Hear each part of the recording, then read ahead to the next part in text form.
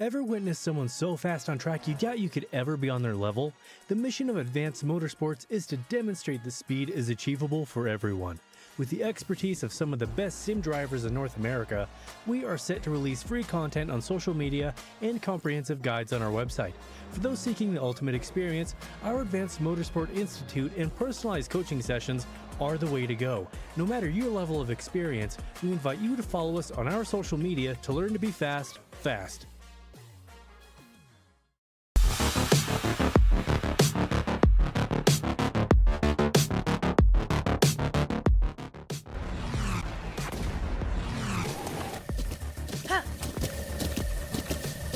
With the Butt Kicker Gamer 2, what you see and what you hear is what you feel. Butt Kicker. The future is feeling.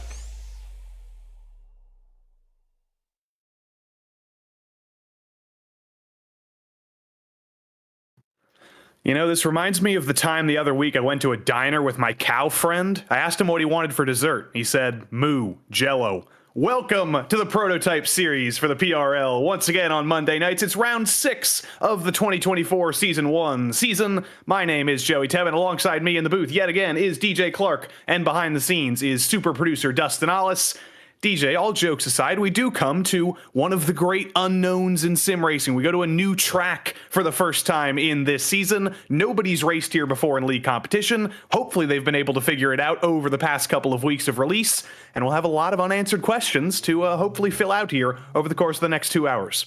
Yeah, indeed we will, Joey. And these drivers are going to have a real challenge on their hands here. I had the chance to be able to go out and do a little test driving myself on this Mugello circuit, located in the Tuscany region of Italy. And the truth of the matter is that the rhythm and the flow you expect to see around this circuit when you take a look at it from above, it doesn't exist. And why is that? It's because this wasn't designed for cars with 4 wheels. This was a circuit designed for motorcycles. And as a result, the rhythm and the flow is a little bit off in a sports car or a prototype like this. It's going to make things very challenging for these drivers, and it's going to limit the chances to overtake around this circuit really pretty much into a few areas. But it is going to be a very technical, challenging drive for all of our drivers here tonight. I have a scientific question for you, DJ. Does this mean that motorcycles are technically cars with 2 wheels?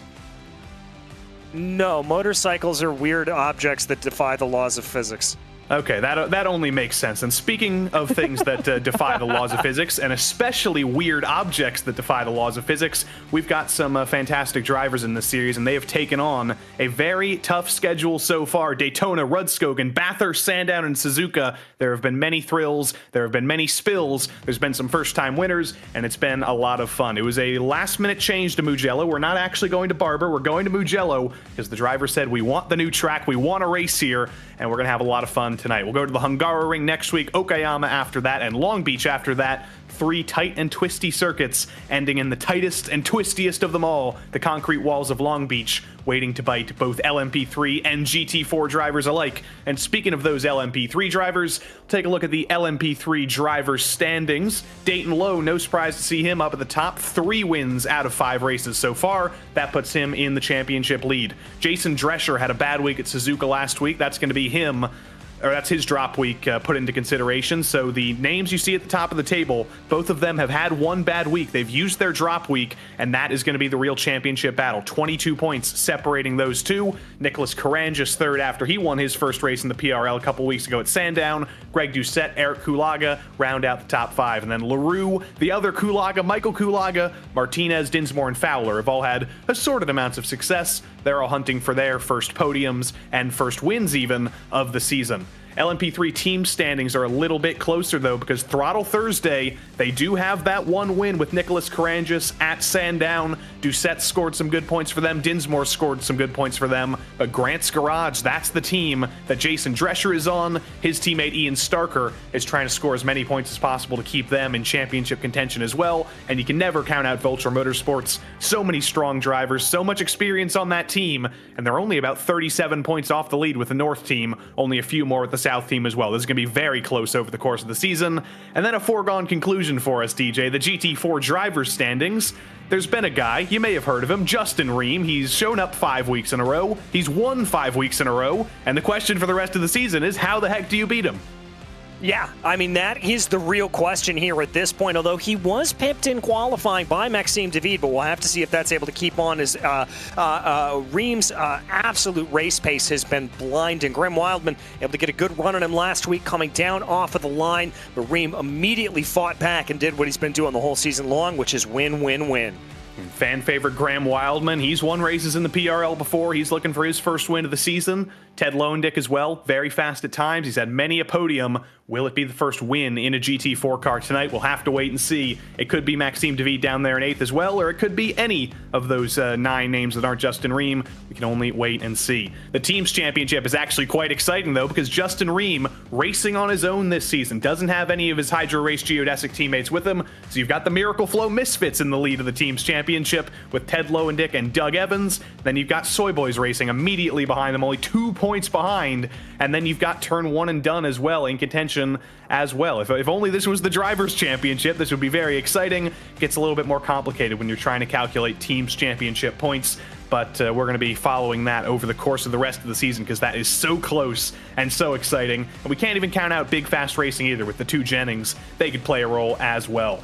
But qualifying is currently underway at Mugello, about 2 minutes left on the clock. But before we can take you into that, we have to thank all the people who make all this possible here at the PRL, starting with Advanced Sim Racing. Owned and operated by passionate sim racers, Advanced Sim Racing designs and builds the sturdiest and most durable aluminum profile racing simulation cockpits available in the market today. All PRL members get a 5% discount on ASR products using the Precision 5 coupon code. Racebox Sim Racing offers mid and high-end button boxes for sim racing enthusiasts, from the casual gamer up to the most meticulous sim racing driver. Competitively priced and carefully handcrafted, their button boxes are an enjoyable addition to any sim racing setup. Visit raceboxsimracing.com and also get a 5% discount, also using the Precision 5 coupon code. This coverage is also brought to you by The Butt Kicker. Butt Kicker products add incredible immersion and realism to every game. Feel every nuance and truly put yourself in the driver's seat with The Butt Kicker. Moradness is a performance lifestyle brand motivated by motorsport and founded by professional race car driver and 2-time Rolex 24 winner Daniel Morad. For more information, visit moradness.com. Mr. Hedge iRacing Photography. Capture your finest, proudest, or simply worst moments from your hobby in up to 8K resolution. A great addition to any sim room. And last but not least, Advanced Motorsports. Get ready to learn to be fast with Advanced Motorsports. Follow them on their socials to become a better driver. As always, I'm still looking for some of those lessons. I'm going to need some help there. whenever I can get it. But Justin Ream, that's one guy who may not need very many lessons. Not really a surprise to see him up at the top of the standings here in GT4, but critically, look at how close it is in the top 4. Maxime David topped Justin Ream in practice, only 13 thousandths off of him in qualifying. Adam Ostrich in 3rd, Graham Wildman in 4th. Justin's going to get pole here as the clock ticks to 0, but it is going to be very, very close, DJ. Milliseconds separating the fastest cars in GT4. Yeah, very, very close up at the top there. That means we could have, for the first time in a long time here, Joey, an actual race on our hands for the GT4 category. And in LMP2, it was a little bit less close. Dayton Lowe on pole yet again. Very, very fast. He's figured out this track rapidly. But look at Matt Dinsmore to his outside. Very, very strong stuff from him, qualifying in the front row in that Throttle Thursday LMP3. Could he have a shot if he can stick in the draft of Dayton Lowe? We'll have to wait and see. Nicholas Karangis, a winner already this season. He starts alongside Daniel Kranifus. And then it's all black and yellow on row number 3 with Vincent LaRue and Corey Precker lining up alongside each other. P7 went to Ian Starker. He starts alongside Greg Doucette. Then Kulaga and Sanidakis round out the top 10. Steven Martinez and Michael Fowler round out the top dozen. Unlucky 13th went to Michael Kulaga. Nicholas Salaputis did end up making it here tonight. He starts 14th. And that is the end of the LMP3 field. Sean Mulholland will be on pit lane on admin duty. Notice no Jason Drescher there. That is a big hit for his championship, not making it here tonight. He's going to have to hope for some terrible luck for Dayton Lowe, maybe even a DNF. But down in GT4, Justin Ream starts from pole for the umpteenth time in a GT4 car. Maxime David, though, keeping it very, very close. That BMW known to be fast in a straight line. Will he be able to take advantage on the start? Adam Ostrich, great qualifying from him in the top 3. He starts alongside fan favorite Graham Wildman. And then it's all purple on row number 3 with Ted Lowendick and Joshua Burke in 2 purple Mercs. Then Cade Smith in another Mercedes alongside Kalen Tobin, Sean Romig, and Brett Punkari round out the top 10. Nathan Jennings is the lead Jennings this week, and he starts alongside Tim McLeish. He's been around iRacing for a long time. He was actually one of the original beta testers. That's how much experience he has. Michael Doyle in the Watermelon Mobile starts alongside Doug Evans in the Lime Mobile. Then Will Jennings and Gary Gainesville round out the top 16. Matthew Zerwick in the most easily differentiable car in the field starts alongside another orange car in Robert McGeehan. 19th on the grid does not seem to exist, because that is the end of the GT4 grid. Sean Mulholland tricking us again. He is on admin duty in pit lane. You're not going to see him start this race. So a little bit of a shorter field than we're used to, DJ, in this series. Only 32 cars. I say only, though. I think we're still going to be dealing with a lot of traffic, and we're going to have a ton of action between the LMP3 and GT4 classes. Yeah, we really are, Joey. And like I said, this is not an easy track to overtake. There's a lot of corners here that are medium to high speed. That means you're going to be carrying a lot of lateral load, particularly through the LMP3s. And when that happens for these drivers, you're going to have to be careful. You're going to have to watch out. And because of the medium high speed nature of this circuit, you're going to be talking about a bigger pace difference than we are used to between these LMP3s and the GT4s. The downforce generated by the prototypes is going to make them go a lot faster around these corners and a lot faster around this circuit. There are a couple unfortunate absences from the field. You didn't see Jean-Sebastien Bédard, the teammate of Maxime David. He had to miss tonight, unfortunately. And Carter James for Echelon Simsport. We've been very used to seeing his purple Mercedes. Unfortunately, DJ, he couldn't make it tonight because he has to track down his stolen mountain bike. He hasn't had any success yet. He hasn't been able to practice yet. So, Carter, we hope you find the thieves. And I really hope that, DJ, if I look at your camera, I hope you don't have a mountain bike back there. Joey, do I look like somebody who would mountain bike anywhere? I live in Los Angeles. Where am I going to go biking? Exactly. You might be biking down the LA River or something, but at least that eliminates one person. You can never count out Dustin, though. He's lurking in the shadows, our producer. He could be the bike thief. He could be. I think you're onto something there, my friend. I think you're onto something. But I just heard in the background. He could be the one, DJ. We might have just solved a crime here. We might have. Talk to us afterwards. We'll expect a reward. But as they work their way down through the corners here, this is Casanova and Savelli. Two of those corners that I talked about, Joey, very fast, very rhythmic, very, very much an area of the track where you're going to be leaning on the downforce here in the LMP3s. You got to be a little bit careful if you're coming up behind in those GT4s. It's going to make things very, very difficult. And these two of the most fearsome corners on the track, the two Arrabbiata corners. They're not only scary because that literally translates to angry in Italian, but you think back to when the one F1 race happened here in 2020 when Lance Stroll had that suspension failure. It's so high speed that if you make one mistake, if you miss the braking point coming up over the hill, if you get anything slightly wrong, those two corners and a lot of other places on the track, they are wide open for a very high speed crash if you make one mistake.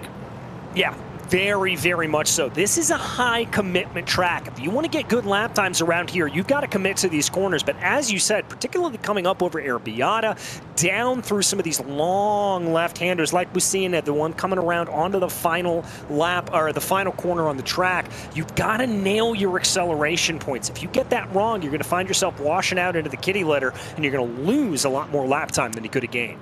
And you see all that green asphalt there, or sod, or painted concrete, whatever you want to call it. We've got to think a lot about that tonight because this is a grade 1 track. We always have to think about track limits. In the PRL, you only get 13 incident points before you're forced to serve a drive-through. You only get 17 incident points before you're served to get disqualified. So they're going to have to be very careful about that tonight, DJ. Yeah, they're going to have to be very, very careful indeed not to be able to pick up those points. Doing a little bit of wing here, starting to get more credit and lows, like trying to get some heat tires. Probably necessary. 91 reads on track temperature right now, so they're going to have to work for it a little bit tonight. On to the front straight, you can see so long, you can't even see turn one. That's how far and undulating this front straight is. But once again, in an LMP3 car, Dayton Lowe has been almost unbeatable in qualifying. He hasn't qualified on pole in every race this season. He was beaten by Jason Drescher one time, but that was the only time. For the 5th time in 6 races, Dayton Lowe takes the green flag from the lead. It's a bad start for the Throttle Thursday drivers. They're going to be 3 wide to turn 1, 4 wide as Daniel Kranifus tries to take advantage. It's a green flag for GT4 as well as Justin Ream gets the green flag immediately, and we prepare to file into turn 1. It gets very, very tight through there as Dinsmore goes around the outside of his teammate Nicholas Karangis. Kranifus 3 wide in between LaRue and Precker. Somehow they're all going to resolve that as down at the bottom of your screen in GT4, Maxime David pouncing on the start to stay ahead of Graham Wildman, but big trouble in LMP3. It looks like that's going to be LaRue and Starker, maybe Precker involved in that as well. We're hearing potentially, but big wiggles coming through the LMP3 field. We're almost 3 wide again. Look at Ted Lowendick to the inside of Adam Ostrich for P4. You saw Jennings going around in massive trouble in LMP3. That is almost everybody from 2nd to 5th getting involved somehow. Karangis is off. Dinsmore is off. Starker was off earlier. Somehow Corey Precker ends up on the podium after all that. And Daniel Kranifus, he might hold on to 2nd, but amidst all of that melee, Dayton Lowe has already pulled a 5.5 second lead. Well, and to your point about that, you said there that some of those drivers, the Throttle Thursday boys in particular, didn't get a good start on the field. I'm going to argue it wasn't them, Joey. It was the entirety of the LMP3 field minus Dayton Lowe. He caught everybody napping and just jumped that start. And now suddenly a little bit of early trouble for our GT4 runners. Some of those LMP3 drivers that ran into early trouble, they're passing those GT4 cars early. You see there, Nicholas Karangis getting by Justin Ream. That's going to allow Maxime David to stay close. And if he can stay within draft range, we know how fast that BMW is in a straight line. We'll see if he can maybe put up the fight to Justin. But speaking of draft range, here's a little bit of a draft change for the last spot in the top 10. Nicholas Salapoutis trying to make a move on Michael Kulaga. It's a 3-way battle. Steven Martinez involved as well into turn 1.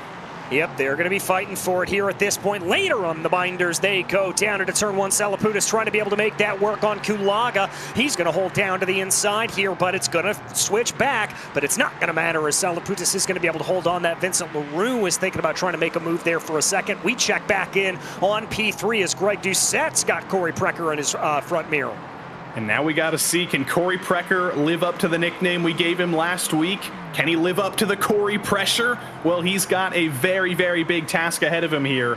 Daniel Kranifus looks to be back in control. He doesn't have much damage, but Precker, as we ride on board with his monitor, we see him in VR. He's going to be seeing a very colorful Throttle Thursday car behind him. That's Greg Doucette, who's been on the podium this season, and Corey's going to have to hold him off for a very long while.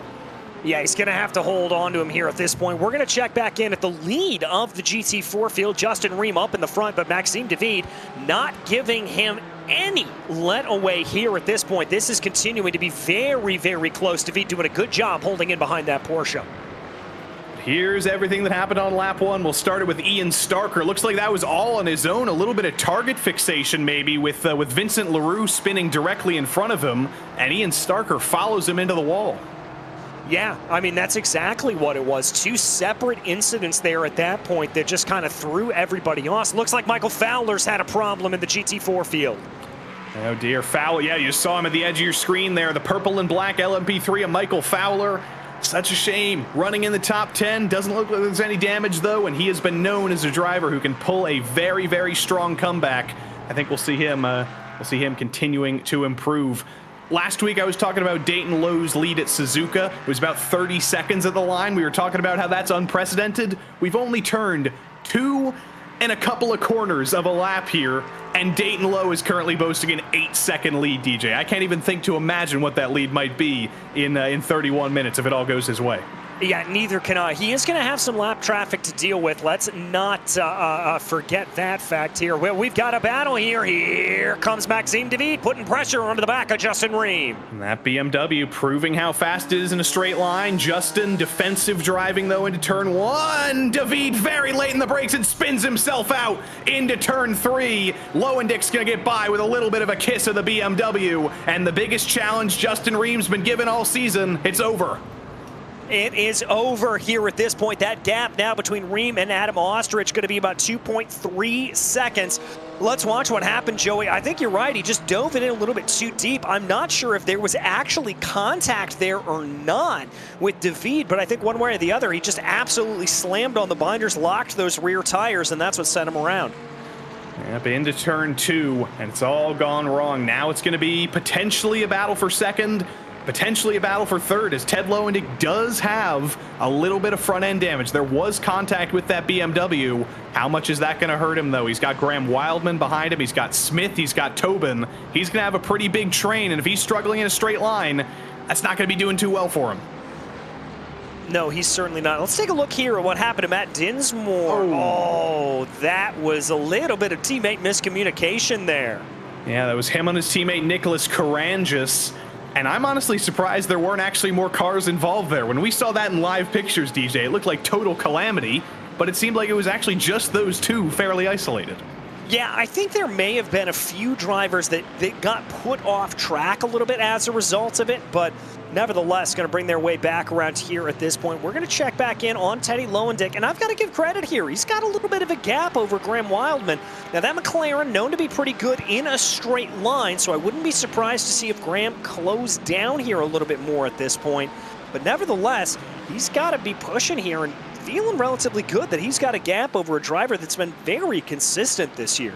So we did have a question. Does Ted Lowendick have any front-end damage? Is he okay? Well, luckily, Ted Lowendick provides himself to be able to answer those questions live, and we haven't got the chance to do it yet this season. It does look like Ted Lowendick has muted himself, though, so I don't know if it's actually going to happen this time either, but we do see his face. He is deep in focus, and he's certainly looking in that rearview mirror, seeing a very, very bright orange McLaren, and he's feeling that McLaren pressure. And hopefully, once he's slightly back focused in, we will get to talk to Ted during the race. Yeah, hopefully we'll be able to get that chance, as that is one of the beauties here of sim racing, that we are able to check back in. But look at this. As soon as I say that, the McLaren looking particularly strong. Coming through some of the rhythm section of the track is Dayton Lowe, just for good measure, going to set the fastest lap of the race. Graham, a little bit of a squiggle there coming off of Arabiata 1. He's going to have to try to hold that together. If he could have gotten a better run there, there's a chance he could have made that pass down into Scarpera, but it just doesn't look like he's got it here at this point. Right on board with Cade Smith here. You see the wideness of that Mercedes hood. It's really accentuated by this onboard angle. But he's third in line, and he is taking peeks every chance he gets the opportunity. You saw him peek to the inside of Wildman into turn 1 about a lap ago. You saw him peek to the inside of Wildman to the inside of Corintayo there. Smith wants to get by this McLaren, and he is looking in unorthodox places to try and force Graham Wildman into a mistake. Let's see if he does it into the final corner here, into Buccini. He does. He peeks the nose to the inside. He's just not close enough to do anything with it yet. No, not quite close enough to do anything yet, and that may be a little bit too early of a move there. That could compromise him coming down this long lane straightaway. Remember, you want to try to get the best run off of the corner, not necessarily going into Busini, but getting off of Busini. That's where you want to try to maximize that run, and I think there for Arcade Smith, that may have been just a little bit more than he could achieve. But he's going to take a look down to the inside of Wildman, nonetheless, just try to scare that orange McLaren off the line. Call him Graham Wild Entry, because every one of these corners that has a wide radius, he seems to be entering as wide as humanly possible, cutting down to the apex and continuing that movement on. All this fight for third, I don't want to distract you from the fight for second, potentially, or the fight for first even, because Adam Ostrich, to give him credit, he's actually challenging Justin Ream in terms of lap times. Last lap for Ostrich was a 1:57.0. Last lap for Ream was a 1:57.1. If Ostrich can keep that pace up, he may be in the conversation to potentially win his first race in the PRL. But Salaputis has gotten around Kulaga, and Kulaga's got bigger things to worry about now because Ian Starker on his recovery drive, he's looking for the move into the top 10. Yeah, Ian's going to try to go around the outside here at this point. Not going to pay off as it looks like there. Kulaga's going to be able to hold on to it, but it looks like we've had a little bit of problem farther back down in the field here, as that is going to be Josh Burke having a little bit of an off. I think that's down through Arabiata. Yeah, it's not been a good day for Echelon Sim Sport. Carter James, rather, couldn't make the field, and poor old Burke ends up in trouble, loses it the second the corner begins. And that was a pretty impressive slide, and he's lucky there's a lot of gravel out there, but he is going all the way to the back of the field after that one. Yep, he is going to go all the way to the back here at this point. Very, very unfortunate there for him that he is going to have that happen. As now we check back in on a nice little battle, BMW versus Mercedes on the recovery drive. Maxime David trying to see what he is able to do. And these are very important points, actually, because Doug Evans, currently in 14th place, he is fighting for the team's championship. Him and Ted Lowendick currently lead the team's championship for the Miracle Flow Misfits. So you might think, why are we fighting so hard for 14th place potentially? What does Doug have to fight for here? He has to fight for every last point to win that team's championship. He's already got a trophy in the background. He's got that terrifying deer still up there, but maybe that'll put some fear in the eyes of his opponents as he tries to fight for this team's championship. Yeah, maybe it will here at this point. We're going to have to see if he's able to get anything there to go, as here comes the fun stuff. Some more LMP3s working their way around the outside there, the number 41 of Doug Evans. Time for a little bit more Precker pressure. Greg Doucette to the outside into turn one. Precker later on the brakes, though, on the inside. He's going to hold off Doucette at least for the moment as they climb up the hill. Not enough in terms of power of these cars to really make the outside work when you're as alongside as Greg Doucette was. And that's going to be Corey Precker back up into second. But there's going to be a point where Doucette gets frustrated. There's going to be a point where he decides to send a dive. It might be too early in the race for that, but the fight's not over. No, fight is not over yet here at this point. Let's see what they are able to get to go here as they push their way on through, trying to see what they are able to get to go here. Oh, that's where you got to be looking for it, using that lap traffic as an advantage. That's a big exit for Doucette, but just can't find an opening through the highest speed corners on the track. And even as these two guys fight, look who's coming into the fray. Daniel Kranifus is actually falling back into the clutches of these guys. What was once a battle for third is now actually going to be a three-car battle for second, as Precker and Doucette, despite battling, they've been pulling some insane lap times.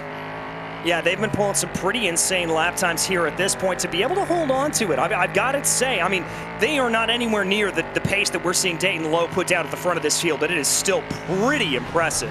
And now how about some extra chicanes as they reach the back of the GT4 field? Doucette ends up getting the absolute worst. Joshua Burke and Gary Gainsel too wide in front of him. Doucette's forced out onto the gravel, and he is going to be very frustrated about that, but the lap traffic gives something to you sometimes, and the lap traffic very frequently takes more away from you. Doucette flashes the lights in frustration, but now he's clear for just a moment, and they can continue their LMP3 Cup battle. But look at Burke to the inside of Gainsel. Burke is on a recovery drive after a self-spin, and he is now up into P15 over Gainsel. He's got another Mercedes to go, but how about another dive into turn one? Here's Ian Starker. Here's Ian Starker trying to go for that move down into turn one. Here they go side by side as they climb up the hill. Starker on that recovery drive here at this point, trying to keep his nose ahead. Kulaga doesn't have enough. And then here come those Throttle Thursday boys looking for a little bit of a run. I'm just going to keep saying the word recovery drive because I don't think I've said it enough, because those two guys are also on a recovery drive. Karanges and Dinsmore, the two teammates that made contact on lap 1, maybe a little bit unhappy with each other, but they've got to move forward all the same. And Matt Dinsmore is actually the leader of the two, looking forward there. Doug Evans and a few others getting held up here, though. Steven Martinez gets very held up by Burke. Burke almost gets into the side of Vincent Leroux. This is the first hornet's nest of traffic we've interacted with today, and it is going just as crazy as we expect from Monday nights. There's some rallycross from Ian Starker for good measure. Oh, getting a little bit off track there at that point as they try to go. This is going to get a little bit crazy, splitting the difference around the Mercedes 3 wide. I think that was 4 wide for a moment. This is absolute craziness from the Throttle Thursday drivers. And there they go around the outside of Ian Starker. Goes Nicholas Karanges. He's going to be through. But Matt Dinsmore still waiting in line. He's still looking for his way past Ian Starker. But put that one in the highlight books. If you're Nicholas Karanges, a 4 wide overtake with lap traffic, I think he's going to remember that one for a while. Yeah, I think he is too at that point here as they go and try to be able to see what they do. My goodness gracious. And a loss for work, and we're going to see that again. That's not the last time we're going to see that level of craziness. How about a little bit more into turn 1? There is Karanges to the inside of Kulaga. Michael Doyle's going to come up directly in front, but the door opens for Karanges. He is going to have a beautiful old time into Luco and Pagiaseco. No hold up, no Michael Doyle trouble. The Michael Doyle trouble is actually going to be for Ian Starker and Michael Kulaga as they try to make it 3 wide. Kulaga unfortunately realizes there's not enough track out there. No, and that was literally no fault of their own as they tried to just get their way around. And this is exactly one of the problems that we were worried about them trying to be able to deal with here at this point, is this type of motorcycle running circuit as they get their way around. Brent Pancari, these are hair-raising moments in the GT4. I don't think there's been a single second, DJ, where we haven't been 3 wide in the last 2 laps. And how about we do it again, maybe, for second? Daniel Kranifus and Corey Precker within draft range of each other. If they can stay this close, once they get onto the front straight, anything can happen into turn 1. Doucette's hungry, too, as they get around the GT4 leader, Justin Ream. Yep, they're going to get around him, so they're going to get a little bit of breathing room here at this point. But crucially here, Joey, Dayton Lowe has been able to continue to expand the gap through traffic. 18 seconds at the front of the field as he sets another fastest lap of the race. This is on for battle for the best of the rest. And he keeps setting those fastest laps. I think we might need to promote him up into another class, DJ. We might need to have the Dayton Lowe class where he gets to go out for a track day, he gets to have fun, and then we have the best of the rest, maybe. Yeah, I think you are right about that. We'll put him and Justin Ream out in the same category because it seems like for the majority of the season, that's also been Justin's class up front. But wouldn't it be crazy, maybe? We think about next season, signups are open for returning drivers. Maybe we see Justin Ream move up to LMP3. We see Dayton Lowe go down to GT4. You never know what could be possible. I don't think we're actually going to see Justin Ream next season, unfortunately. He's got to focus on the Porsche Canada competition, which may take a little bit more of his time. And that might be good news for Graham Wildman, as the top of this driver's standings may get taken away next season. And Graham Wildman, depending on who signs up, may get to fight for a championship for the first time.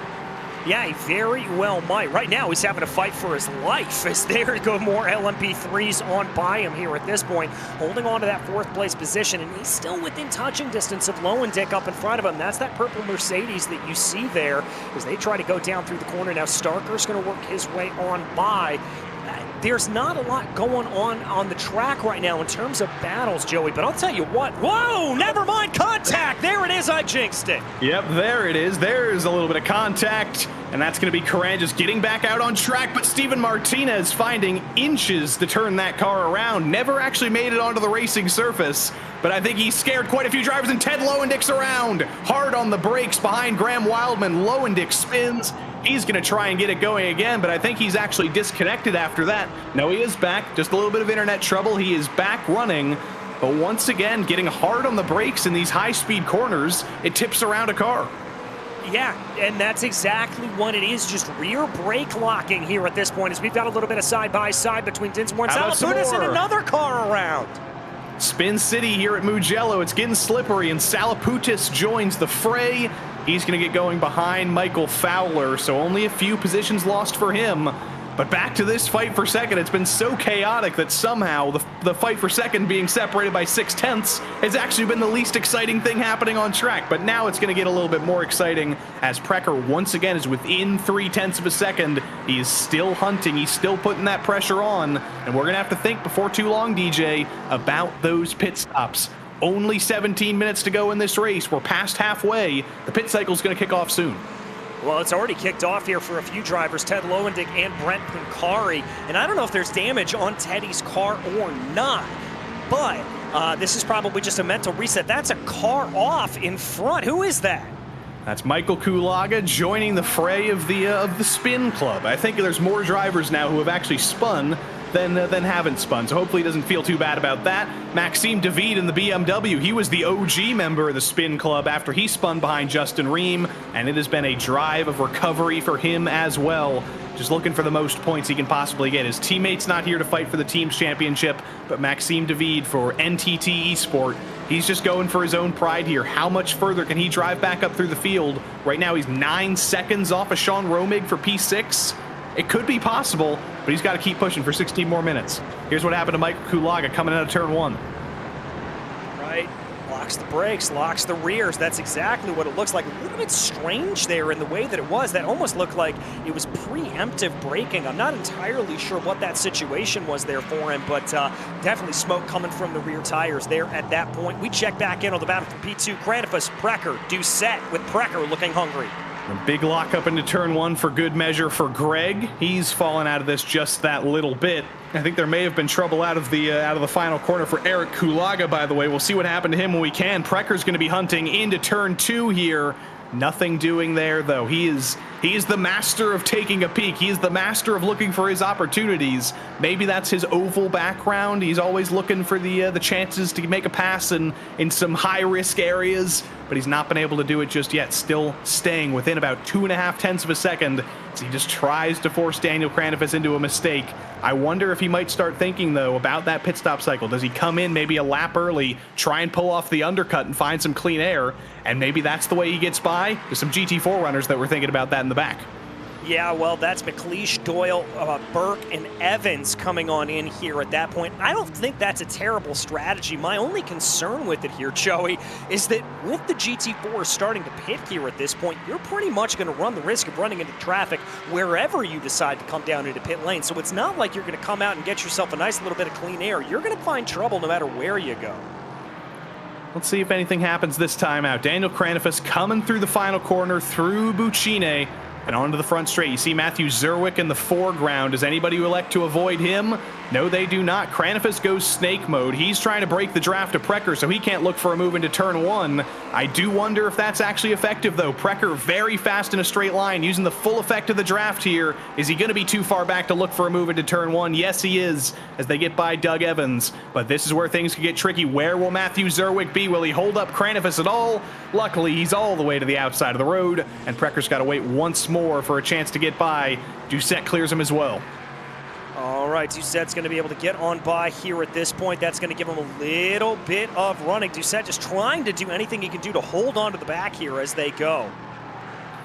Look who's up ahead. Tim McLeish is up ahead. Ted Lowendick is up ahead. Those are going to be tough guys to pass. Michael Doyle as well in the Watermelon Porsche. Daniel Kranifus' life has gotten much more difficult now. He did just have to check up there for Tim McLeish, lost a little bit of time, but Precker might lose even more going around the outside. Doucette's going to make it through as the leaders in GT4 are in. Justin Ream is in, Ostrich is in, Wildman is in. The whole field is going to be in, except for Cade Smith, who's been able to eke out 1 lap longer. Now we wait for those pit stop times. Justin Ream has had some errors this season. Is everything going to be okay this time? That's a long stop for Ream. That's about 13, 14 seconds here as he continues to go 15.8. That is pretty long comparatively, compared to everybody else. But Adam Ostrich with an absolutely disastrous pit stop. I think he's sped in pit lane. He's down for plus 20. Oh, dear. Whether that is speeding, whether that is a mistake of over-fueling, that is catastrophic for Adam Ostrich. I think that was just a little bit of extra fuel, as it was only 25 seconds in the box, but what a shame for the driver who was fighting for his first podium, fighting for second. Suddenly, Graham Wildman leads this very hungry train for second. Look at him with Kalen Tobin behind. This is going to be the fight for second, maybe with Cade Smith involved once he pits. Oh, that Aston Martin looked real aggressive coming down in through turn one. I think Alan Tobin smelling a little bit of blood in the water right now. He wants to try to be able to get his way ahead. Vincent LaRue, by the way, your first taker down into pit lane from the LMP3 class. We're always very thankful for people who give us top secret information in the YouTube chat, and I'm very thankful to the man known only by Gisley McMasterson, who's giving us a live update on Graham Wildman's off-track counter. Currently he's on 8, which is not terrible. He's got 5 more to play with, and we're past halfway in the race, but he does only have 5 more to play with. If there's a little bit of contact, that's 4 more incident points. If there's 1 more off-track, that's a penalty for Graham Wildman, so he does have to be careful. All right, so he is going to have to watch out for it a little bit at that point. And remember, when we get into the latter stages of this race, this is where you really need to push. This is where you've got to go for it. We're going to take a look, though, on the battle for 12th in the GT3 class as GT4 class. Tim McLeish, Michael Doyle trying to fight their way out. Yeah, I mentioned when we were going through the grid that Tim McLeish is probably more experienced in iRacing than everybody else in the field. We asked before the season, how long have you been on iRacing, just to get a level of experience from everybody? This guy said June 2007. He was an original alpha tester on iRacing. You can only imagine the amount of tire models this guy's been through, the amount of different cars released. He's probably got more experience than, I'd say, 99% of the world in sim racing. Yeah, he's old school. He is the definition of old school. He has been there since NTMV2, as it were. Those acronyms are so old, DJ. They're almost older than me. Probably not quite, but there's so many acronyms that he's probably experienced. I hope we get to talk to him this season and maybe talk to him about how much he's experienced in terms of the changes. But look at this cloud of LMP3 cars. We got a calm moment for a little bit, avoiding all those 3-wide action, and now we've got even more. Look at this, Caran just 3-wide to the inside to turn 1. Eric Kulaga has to serve a slowdown potentially. He backs out of this. He says nope, and the Throttle Thursday drivers are side by side again. This didn't end well on lap 1.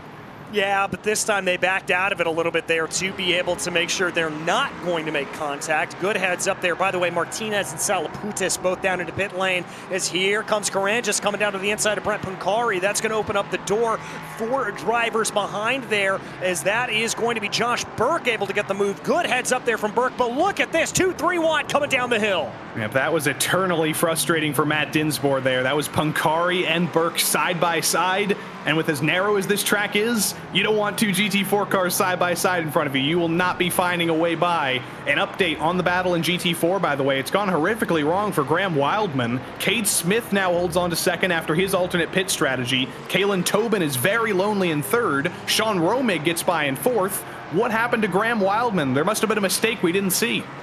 Yeah, I'm not entirely sure what it was there, but he has fallen from grace here at this point, and now here comes the BMW trying to fight Maxime David on Jennings. Here they go. He's going to have to wait for another moment here as the LMP3 leader is in. We do have what happened to Graham Wildman. He's only at 10 incident points, so I don't think it was anything too terrible, but here we go. He's got Kalen Tobin a few car lengths back into Arrabbiata, and that is just the same thing that happened to Joshua Burke and that Mercedes earlier on. Too much speed brought down through the corner. You try to just dab the brakes a little bit to get the car to rotate, and the rear end of the car wants to absolutely snap on you there. As now we watch your leaders coming back out of pit lane here at this point. It's going to be all the same out front. Dayton Lowe's going to stay there. Eric Kulaga able to make another lap, so he'll stay out. Kranifus comes out in second. Long stops for Precker and Doucette, though. They're still on pit lane as Kranifus cycles out. He's got miles ahead of those guys. Doucette finally leaves the box after 25 seconds, and I think Precker's still in there. What's happened to both Precker and Doucette? I've got a sneaking suspicion as here we take a look as they continue to fall down through the order. 24 seconds. Karangis at 27. Precker, 50 seconds. That's a pit stop. That is a pit stop violation. I think he sped coming down to the pit lane. Oh dear. I think Doucette did get out in time to not be a penalty, but I think we may have to see both of those guys on their entries. Did they potentially have a little bit of a game of chicken and try and be as fast as possible and maybe screw each other there? You see Corey Precker, luckily his face is mostly obscured by the VR headset. We can't really see his expression there because that was a fight for a podium, unfortunately scuppered by a pit lane penalty. Here's a couple more tales of the comebacks though. This is Maxime David looking on Nathan Jennings, Ted Lowendick behind him as well. These guys were battling with each other for P2. Both of them have run into their separate amounts of misfortune, and they are looking to get by yet another Mercedes and that Porsche of Brett Pancari only a few car lengths ahead. Yeah, and they've got the speed to be able to do it here, I think, at this point. 7 minutes left to go. That's plenty of time. They've just got to put nice, calm, consistent pressure to the back of Nathan Jennings. Lowendick trying to look around a little bit more. Let's see what happened to Precker coming down into pit lane, though. Oh, that's why. He hit the cone. Yep. He hit the pit entry cone. That's an unsafe pit entry there at that point, Joey. So that will be about a 35-second penalty, I believe. That is heartbreaking for Corey. Absolutely heartbreaking. Shown more speed than he's ever shown in an LMP3 car, but if anything, I think he'll take that into next week as we go to the Hungaroring, a track where I believe he's been fast before in open wheel competition. I think he'll be taking this speed as a little bit of a confidence boost. Back to this battle though, David peeks to the inside of Nathan Jennings, forces him into a mistake. Jennings very, very wide, David very, very to the inside, and Ted Lowendick looks to get around the outside in turn 2. Yeah, but David's not going to let it go easy. Meanwhile, Coran just trying to figure out a way to get by the 2 and not be too much of a bore. But there, Teddy Lowendick gets the move done coming out of San Lorenzo. The Doyle and McLeish battle continues. Tim still hunting for that last spot in the top dozen. He's not necessarily fighting for the team's championship himself with no team affiliation, but he's trying to take some points away from some of these guys that are actually fighting for the team's championship. And he is going to be, if he can get by Michael Doyle, he may play a little bit more of a role with some of those guys further ahead. McLeish, though, very, very wide coming down the hill as Eric Kulaga gets through. It's going to be tough for him to continue this fight until Michael Doyle maybe makes another mistake. All right, yeah, I think that's what it is here at this point. 5 minutes left to go, 5 minutes on the clock. The inside goes Salaputis, to the inside goes Martinez. How about side by side between Lowendick and David? A little bit of a blink from Ted, a little bit of Ian Starker to the inside in the LMP3. Nothing's going to change this time out, but Lowendick is hunting. He is fighting for the team's championship, unlike those two unaffiliated drivers a little bit further back. Maxime David maybe still trying to hold out a little bit of hope that NTT Esport could fight for the team's championship as well. But Ted looks to the outside, using some of his oval skills, potentially. He actually won his first race on an oval in the PRL last week, won at Rockingham in the Grand National Series, and he's trying to use some of that bumpy, clean air, high-speed experience to do a little bit more fighting with about 3 laps to go. Yeah, that's what he's trying to do, but look at this. Teddy Lowendick has a great run here coming on the BMW of David. David's going to fade to the outside, now fade back to the inside. Lowendick down to the inside, but it looks like David's going to break a little bit later and shuts the door on Lowendick. And no reaction from Ted there whatsoever. I would have expected a little bit more. I think I saw maybe a little bit of a mouth opening, but he's absolutely nonplussed. Yeah, absolutely nonplussed there at that point. Here they go, trying to, ooh, that's going to be a little bit sketchy for that LMP3. They've got a couple of them coming up on through David. LMP3 off into the kitty litter there at that point. Lowendick's got to get offline, and they're going to be able to sort themselves out, but they've still got to get themselves around for Matasarai, and here they go! Whoa. Michael Fowler slotting his way through, maybe giving Maxime David a little bit of a scare. He's going to look to the inside of Salaputis, and Ted's going to look to the inside of David. Not quite going to be able to do it that time. Look at Nathan Jennings behind as well. He's trying to be a spoiler here. Says, you guys are giving too much attention to Ted and Maxime. I'm here too. I'm going to be a little bit of a nuisance as well and fight for my spot in the top 10. See if he can keep it up with Ted, as he has a little bit more trouble as he tries to hunt down David. But if those two guys come together, if there's any trouble, Nathan Jennings could be the spoiler here to get the last spot in the top 10. Yeah, certainly could be here at this point. Ooh, big squiggle there coming up out of Fowler. We said he was going to have the run here on Salaputis, but that may have just scuppered him with only about 2 minutes and 50 seconds left to go. It's not looking good for Graham Wildman, by the way. He's up to 12 incident points. He's got to be careful. Doug Evans and Gary Gainesville, though, I think they're probably playing with some pretty safe numbers as they were side by side there through Corintayo. Doug Evans up past Gary Gainesville. And these are very important points for the team's championship because these are the two teams that are actually fighting for the team's championship. Gary Gainesville is racing for one of the teams that's fighting for the team's championship. Turn one and done. He dives into the inside of Doug Evans and the Miracle Flow Misfits. The 1 point that separates these two on track could be the point that decides the championship at the end of the season. Yeah, it very well could, and that's going to be first on their mind here at this point. Now, crucial to remember for them, we got a little bit of side-by-side here. This is going to be Doyle and McLeish, this battle that we've been following farther back down through the GT4 field.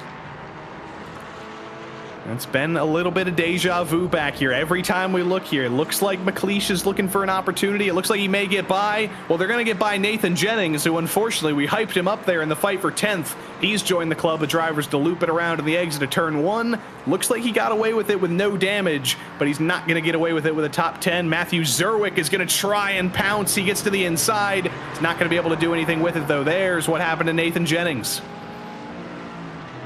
Just too much speed once again. There it is, coming around. Yeah. Getting a little bit curbaceous there, unfortunately. Let's see if he can hold on. Only a minute left to go on the clock, by the way. This race has absolutely flown by. It's been absolute chaos, and we're not done with the chaos. As Nikos Sanidakis says, you know what, guys? You haven't given me enough replay time. I'm going to cause a little bit more trouble. But here's the guy who we haven't mentioned once all day, basically, because he has been doing nothing, absolutely nothing, other than setting fastest laps and dominating this race. It's going to be a question of whether we get one more lap or not at the line. I think we will. But so far, Dayton Lowe has just been doing Dayton Lowe things. Here's Nikos Sanidakis. I think you might have to say your thing again, DJ. Too much speed. Too much speed coming through that corner in the rear end. He's frankly lucky that rear end didn't completely break out on him there at that point. Dayton Lowe, though, going to come across the line here. About 30 seconds left on the clock. It'll be 1 to go as he crosses the stripe. Now, I do have to, for the sake of commentary, for the sake of excitement, I do have to put some questions here, because Dayton Lowe was only in the box for 8.9 seconds. Daniel Kranifus in second was in the box for 10.9 seconds. Vincent LaRue in third was in the box for 9.8 seconds. Has Dayton Lowe put enough fuel in the car to make it to the end of this race? He's got a 43-second buffer to play with, so I think he'll be okay. Michael Kulaga, he's not going to be okay, though. He's into the gravel, and he's going to fall out of the top dozen. Right there he goes off and around. Let's take a look, and there is that curbaceous problem once again. You mentioned earlier in the broadcast here, Joey, this is an FIA Grade 1 circuit, so there are going to be those big sausage curbs up on the outside of the track and the inside, and you're a little bit too aggressive with them. You will have a problem. Well, this is McLeish's last stand. Is he going to be able to do anything on Doyle? He doesn't have much more time to think about it, and I don't think it's going to happen in the first sector there. He'll have about half a lap to go before he gets an opportunity. Here is Dayton Lowe again. I don't even know what to say about this guy. Could he potentially set the fastest lap of the race here on the final lap? I don't think he will. He did get held up a little bit by that Mercedes, but with Jason Drescher absent this week, DJ, another win for Dayton. You have to imagine that unless something goes horrifically wrong in the next 3 weeks, he's got one hand in the championship.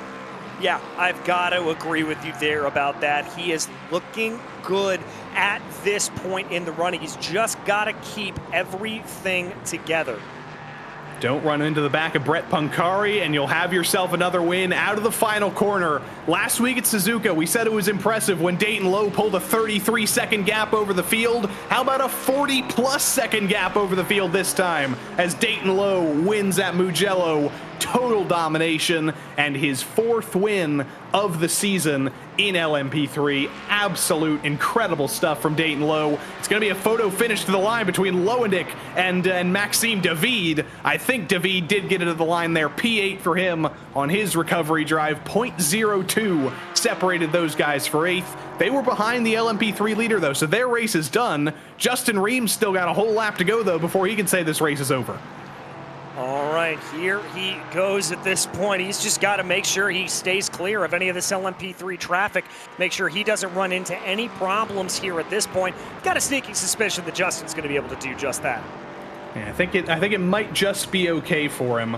And he's going to be pretty happy once again because he came into this race tied for 8th all-time in wins. If he can succeed in these last couple of corners, he's going to come out of this alone on 8 wins as the only driver with 22 wins in the PRL. I do have to give some credit as well to Cade Smith. He's had a solid run. He's going to be finishing in 2nd if all things go well. And Kalen Tobin as well on the podium. That's an excellent drive forward from him for a driver who's shown a lot of speed this season. Hasn't quite led to a podium yet, though. But through the final couple of corners, it's almost a foregone conclusion for Justin Ream. And the question is going to continue for the final 3 races. Who can beat Justin before he goes off to race in some higher level competition in the Porsche, in the PESC Canada competition next season? For now, though, he is all PRL, and Justin Ream wins for the 22nd time in the PRL. It's got to start getting boring for him one of these days. Yeah, it has to, but it's not. Winning is winning, Joey, and I'll tell you what, that feeling never goes away no matter how many times you do it. He is doing numbers in the PRL, and he may join Sean Campbell this season as one of the only drivers to have a win or an undefeated season in the PRL. It wouldn't be 10 out of 10 like Sean did, but if he gets 9 out of 9, that would still be some pretty big stuff. Getting some well-deserved donuts as he should. But after 35 minutes of racing, you know what's impressive? Not only Dayton Lowe winning this race by 42 seconds, but Dayton Lowe had 1 incident point over the course of this entire race. Absolute mastery. Incredible stuff from Dayton Lowe. Give some credit to Daniel Kranifus as well, holding off that Precker and Doucette pressure to end up with a comfortable 2nd. And Vincent Leroux, after heartbreak last week at Suzuka, he's going to come home with his first podium in this series. He's going to be very happy with that. Doucette and Dinsmore for Throttle Thursday round out the top 5. Good comeback from Dinsmore to end up in the top 5 at all. Then Starker, Kulaga, Martinez, Salaputis, and Fowler rounded out the top 10. Ian Starker very, very dangerously on 12 incident points at the end of it all. Precker and Karangis were the last drivers on the lead lap. Sanidakis and Kulaga both went 1 lap down each, and that takes us to the end of the LMP3 field.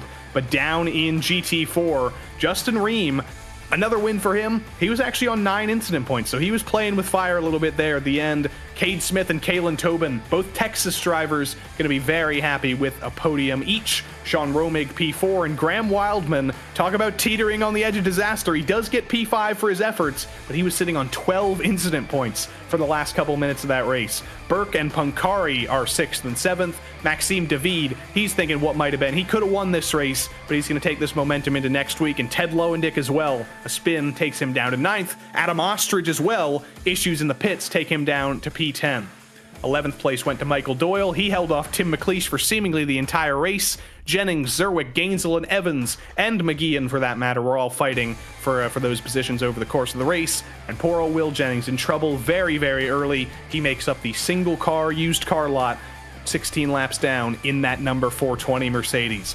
But we've got a full house of drivers to talk to this week. Lots of happy podium sitters.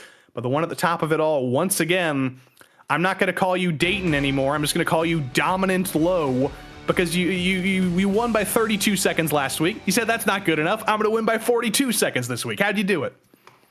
I was not gonna lie. As soon as I saw like the gap I had in through like the first quarter of the race, I was like, let's see how far I can take this. But yeah, it felt good. It was a good race.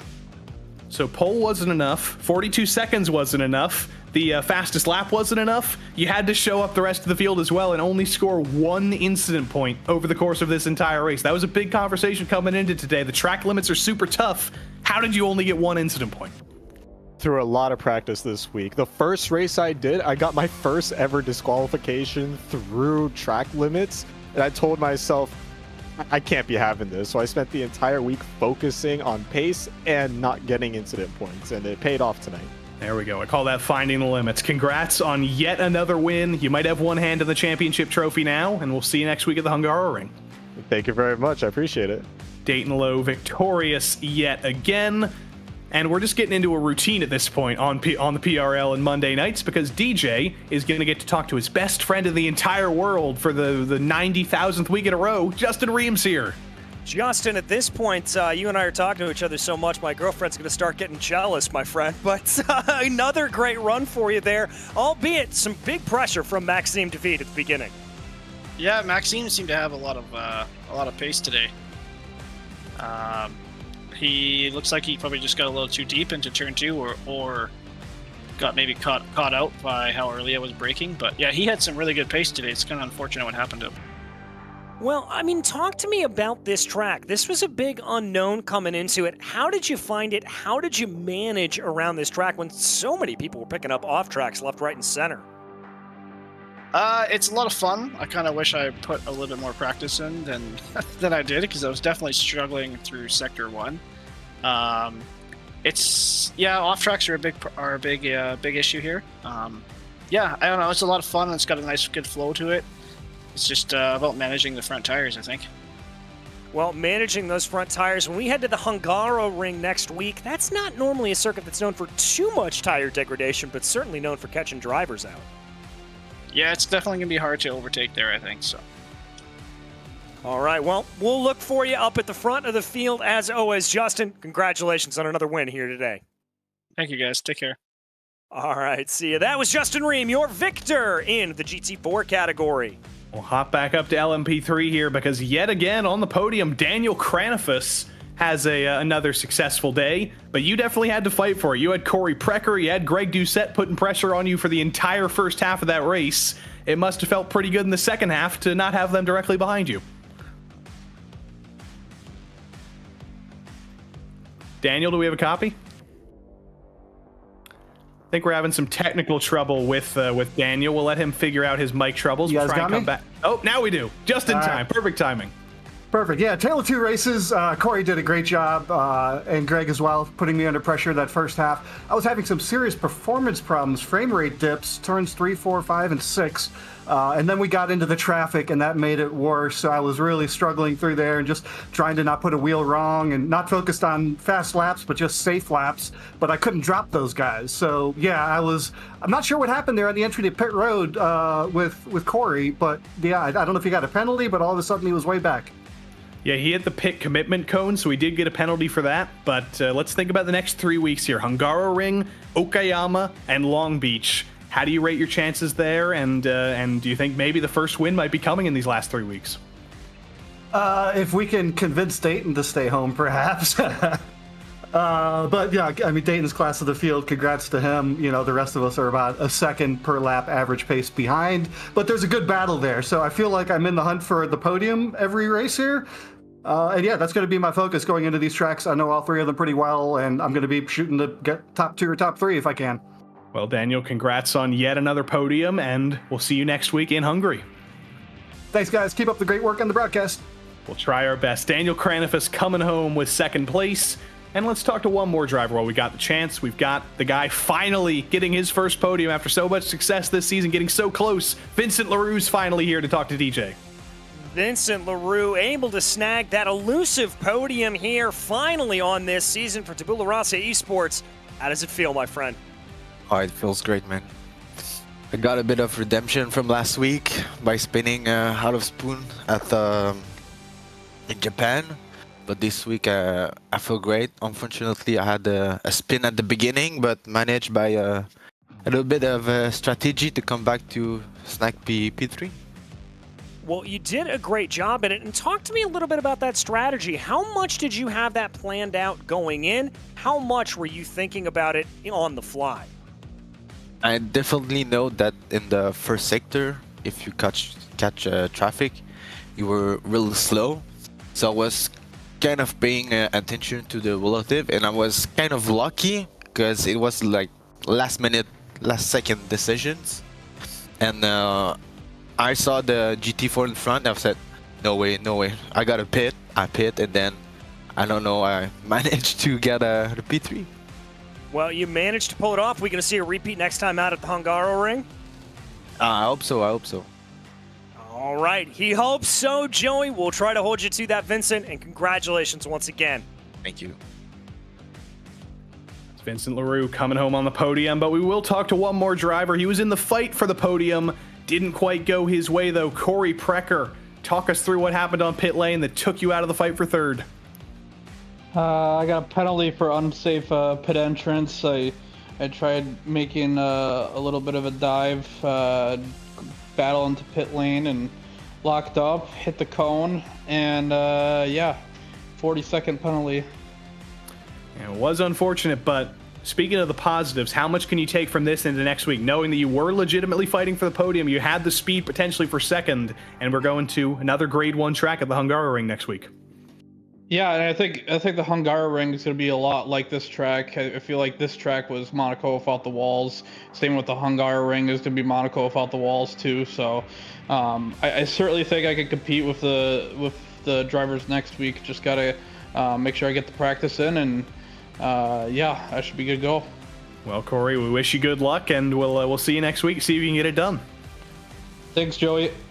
Corey Precker coming home a little bit disappointed, but I think he'll be looking forward to next week, DJ. He's certainly hyped for that as we go just a little bit northeast, I think, if I'm getting my European geography correct. We're going just outside of Budapest. We're going to the Hungaroring.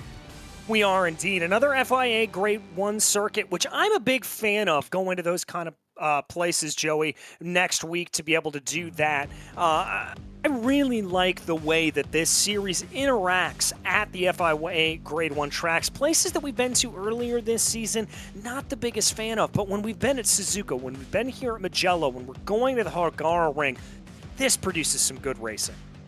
Same time, same place here on RaceSpotTV, the first of the doubleheader of prototypes on Monday nights. It'll be LMP3 and GT4 at the Hungaroring, but all of you people know this is not the end of prototype racing tonight, as we're going to go racing once more, and we're going to do it at the very same track, Mugello Part 2. We've cleared the track of all the dust and oil, we've gotten rid of all the missing LMP3 bumpers, and it's time for the GTP LMP2 series. We up the speeds, we up the field just a little bit, and we get ready for some racing action at Mugello yet again. This is the same place in the season as it was for LMP3 GT4. We're past the halfway point. We replaced Spa with Mugello. I think we could say that's probably an upgrade in terms of some new excitement. We will go to another fairly new track at Aragon next week. Montreal, that's going to be very difficult near the end of the season. And Silverstone rounds out a 9-race calendar for the GTP LMP2 series. I'm looking forward to all 3 of those rounds. Everybody's going to be looking forward to seeing what Pat Pelshaw can do at this new track, because he has been totally dominant in GTP this season, just like Dayton Lowe, just like Justin Ream in the Underground series in LMP3 GT4. Pat Pelshaw has been almost undefeated this season, only lost round 1 at Long Beach to Daniel Harris. But Michael Diaz has been keeping him company, only 18 points behind, and then it's a battle for third, separated by basically nothing between Bartley all the way down to Evans. 9 points separates that battle for third. That's going to be very exciting over the course of the season. The team's championship, probably not going to be quite so exciting. Precision Racing Esports Blue with Pat Pelshaw, Michael Diaz, and Boris Ovando, they have won 4 out of 5 races so far, and they've locked out the podium a couple times. So that's almost a foregone conclusion unless something goes horrifically wrong. Precision Racing Esports Black with Bartley and with O'Connor, they're going to be fighting for second though with SRT and Whataback. Probably not fiercely forward though, because both Daniel Harris and Aiden Young, unfortunately, they're going to be out for tonight, so we're not going to see them take on Mugello. We will see most of the contenders in LMP2, because everybody is back. Daniel Zeggers, second in the championship, he's back. Jack Hedgecock's first in the championship is back, and they're only separated by 3 points now with the drop week in consideration, DJ. Yeah, exactly. With that into consideration, this becomes a real battle up at the front of the field, and we heard last week between Hedgecock and Zeggers, and we saw just how fierce they were going at it with each other. This is going to be one of the biggest battles to watch. We can't count out the Joshua Chinsky Meister, but I don't think we're actually going to see him tonight. I don't see him in the field, so this is going to have to be his drop week, which may make things quite a bit more difficult for him, but we'll see if we see him back next week. Goin, still hunting for his first win as well. His team's doing pretty well, though, because he's teammates with Jack Hedgecock, the championship leader, and Goin Racing Ruby have done a phenomenal job of pulling a very big lead over Precision Racing Academy. Daniel Zeggers has been very, very fast. He's won 3 races, actually, out of the original 5. Andrew Wood hasn't quite had the same luck. He's trying to pick up points for that team, as is their third teammate, Karsten Quint. Maybe a little bit more luck needed for them if they want to fight for the team's championship in LMP2. But qualifying is currently underway, about 90 seconds left, and we shouldn't really be surprised, DJ, because as we look at racing action for the first time on track, Pat Pelshaw is on pole in GTP, and Daniel Zeggers is on pole in LMP2. They've both figured this new place out as fast as anything else. I mean, would we expect any different from these two drivers? Would we expect anything different from either of them here at this point? This is exactly what I'd expect. And I'll tell you what, this place is an Acura hunting ground at this point. Michael Diaz will have the opportunity, though, to potentially knock his teammate off a pole out of the final corner. He's going to have time to finish this lap. Will it be fast enough to dump his teammate off the front row? He's straightening it out. He's getting as close to the edge of the track as possible, and as Diaz crosses the line, it looks like it's going to be no improvement for him. It's still going to be second, and yet again, he's going to have his teammate Pat Pelshaw in front of him for the race start. Here is the LMP2 second teammate for Precision Racing Academy. This is Andrew Wood, having a pretty good run so far in qualifying. P8 for him right now. He only needs a 1/10 of a second, actually, if he wants to beat Chip Michaels and Doug Sorrentino and get up into the top 6. I don't think he's going to have time to finish this lap, though. That's the problem. Yeah, I don't think he is either at this point. 64 is going to run it down through the corner. That's coming around through Corientaro. And yeah, he's going to run out of time before everything's said and done. By the way, I thought Daniel Harris wasn't going to be here tonight, but he is here. He is on track. Didn't get much practice in. I think he was talking about how his air conditioning has failed. It's 34 degrees Celsius in his garage right now, which I think is triple digits in Fahrenheit, but we'll see what happens. Daniel Harris will be out there on track. He'll be behind Pat Pelshaw, though, because for the umpteenth time this season, I am actually going to get you that real number. How many poles has it been for Pat Pelshaw this season? It's been 4, including this one now. 4 out of 6 for him. Michael Diaz, though, not far behind Pat, only a 1/10 and a half. This could be a more hotly contested race than we've seen so far this season. Dave Menino starts third alongside Boris Ovando. Nathan Bartley and J.R. Williams round out the top 6. P7 went to Ryan O'Connor. He starts alongside Nicholas Schwartz. Daniel Harris potentially boiling alive. We'll see how he succeeds in that Porsche alongside Nathan Ray. Then Stephen Verity and Jeff Evans round out the top dozen. Unlucky 13th went to Bradley Holly. He starts alongside Zach Hebert, and it's the Piston Pirates of Grigor Georgiev and Adam McDonald rounding out the GTP field. Aiden Young, I don't believe we'll actually be seeing him on the grid. He will not be racing tonight, unfortunately. Fiercely Forward is going to be disappointed with those teams' points after this one. Daniel Zegers, though, he's going to start from pole in LMP2 alongside Caleb Lehman. Frankie Arvello, his best qualifying the season. He'll start from the top 3 alongside Blake Ziti. Then Luke Wallace and Doug Sorrentino behind all of that on row number 3. Chip Michaels starts alongside Andrew Wood, one of Wood's best qualifyings of the season, if I'm not mistaken. Michael Belair starts P9, and Karsten Quint starts P10. All 3 Precision Racing Academy drivers in the top 10. John Leedy and Ryan Chandler round out the top dozen. Down in unlucky 13th is Reagan Chandler. He's going to start alongside Matt Carroll. Nathan Mon, Edward Vardanesian, and Matthew Falk bring us down to the end of the top 17. See a big name down there, though. Jack Hedgecox did not get a lap in qualifying. Was that a case of off tracks? Or was that a case of potentially not seeing Jack Hedgecox tonight? He has actually just gridded up. So I think that may have been off tracks for both him and his teammate Josh Goen. They may have run into trouble, DJ, and not gotten a single lap in qualifying because they got off tracks in all 4 of their laps. Ooh, that would not be a good forbearance here at this point. But let's see if that is the case. They're going to start things off around here. Big change, though, for these drivers. As we were talking about nice track temperatures at about 90 degrees Fahrenheit, it is raised by about 20 degrees here at this point, up to 110 degrees Fahrenheit as they get themselves going around.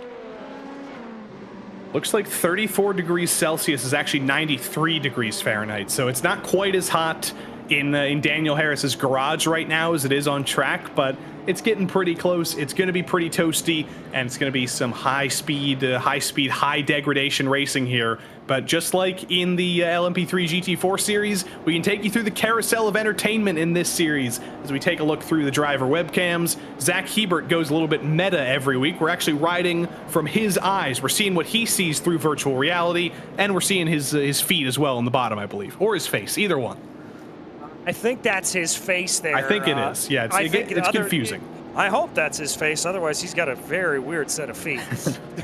You never know. Some people might like that, but it's great to see the commitment that Echelon Simsport has had in this series, and it's great to see Nathan Ray again. Still waiting to resolve the mystery of what he's got next to him. Why does he have that audio acoustic foam?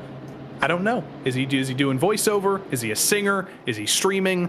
One day I'll get the answer to my question there. One day somebody will write into the Race Spot chat who knows Nathan Ray and tell us what he does for a career there, because I want to know. And if he's a voiceover artist, I want to get him to read the ad reads for me every week. I think that would be a good thing for him.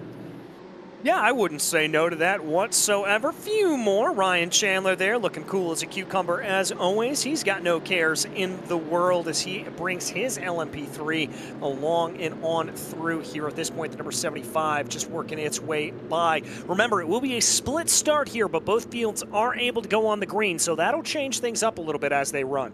I think I know who we might see next. Are we going to see Reagan next? Yes, we are. Beautiful stuff. We love seeing the two Chandlers. It's so good that they're back together here on Monday nights.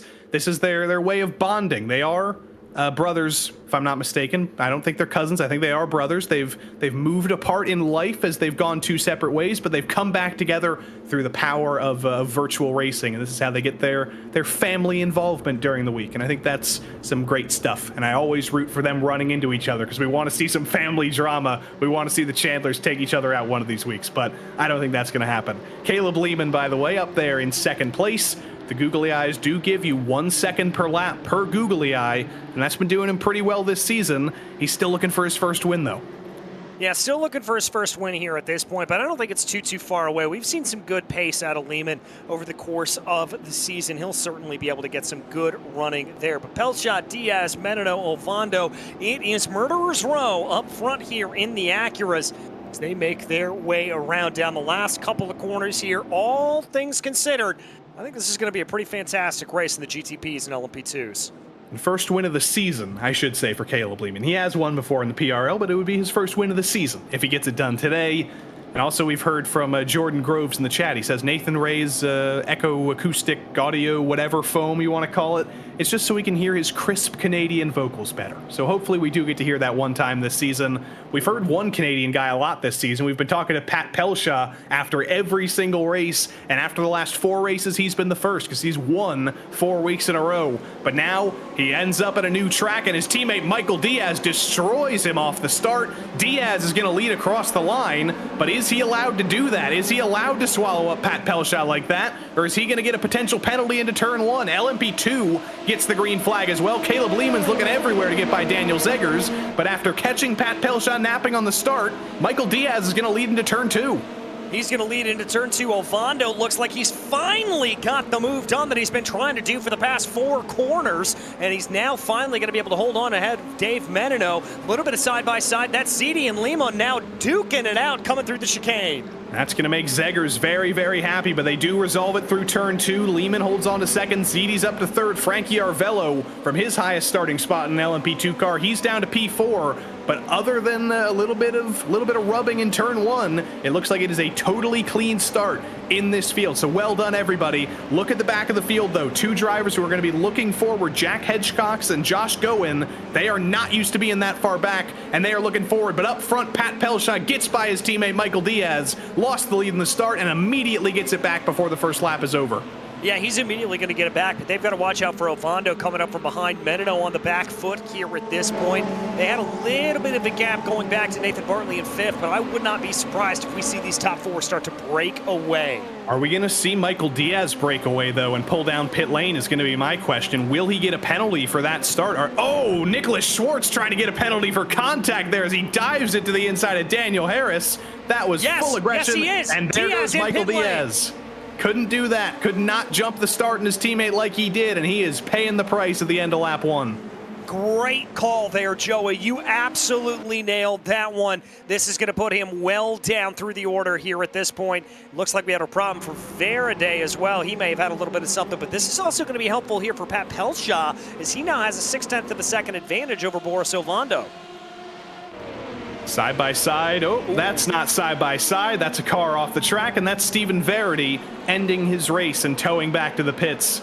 Back in the middle of the field in LMP2, though, Andrew Wood fighting side by side with Chip Michaels. He's actually up 1 spot now. Wood is up into P7, looking for his best result in this series. He's a guy with a lot of experience, not in the PRL in quite a while, but he's back here after a few seasons off, after focusing on some other series.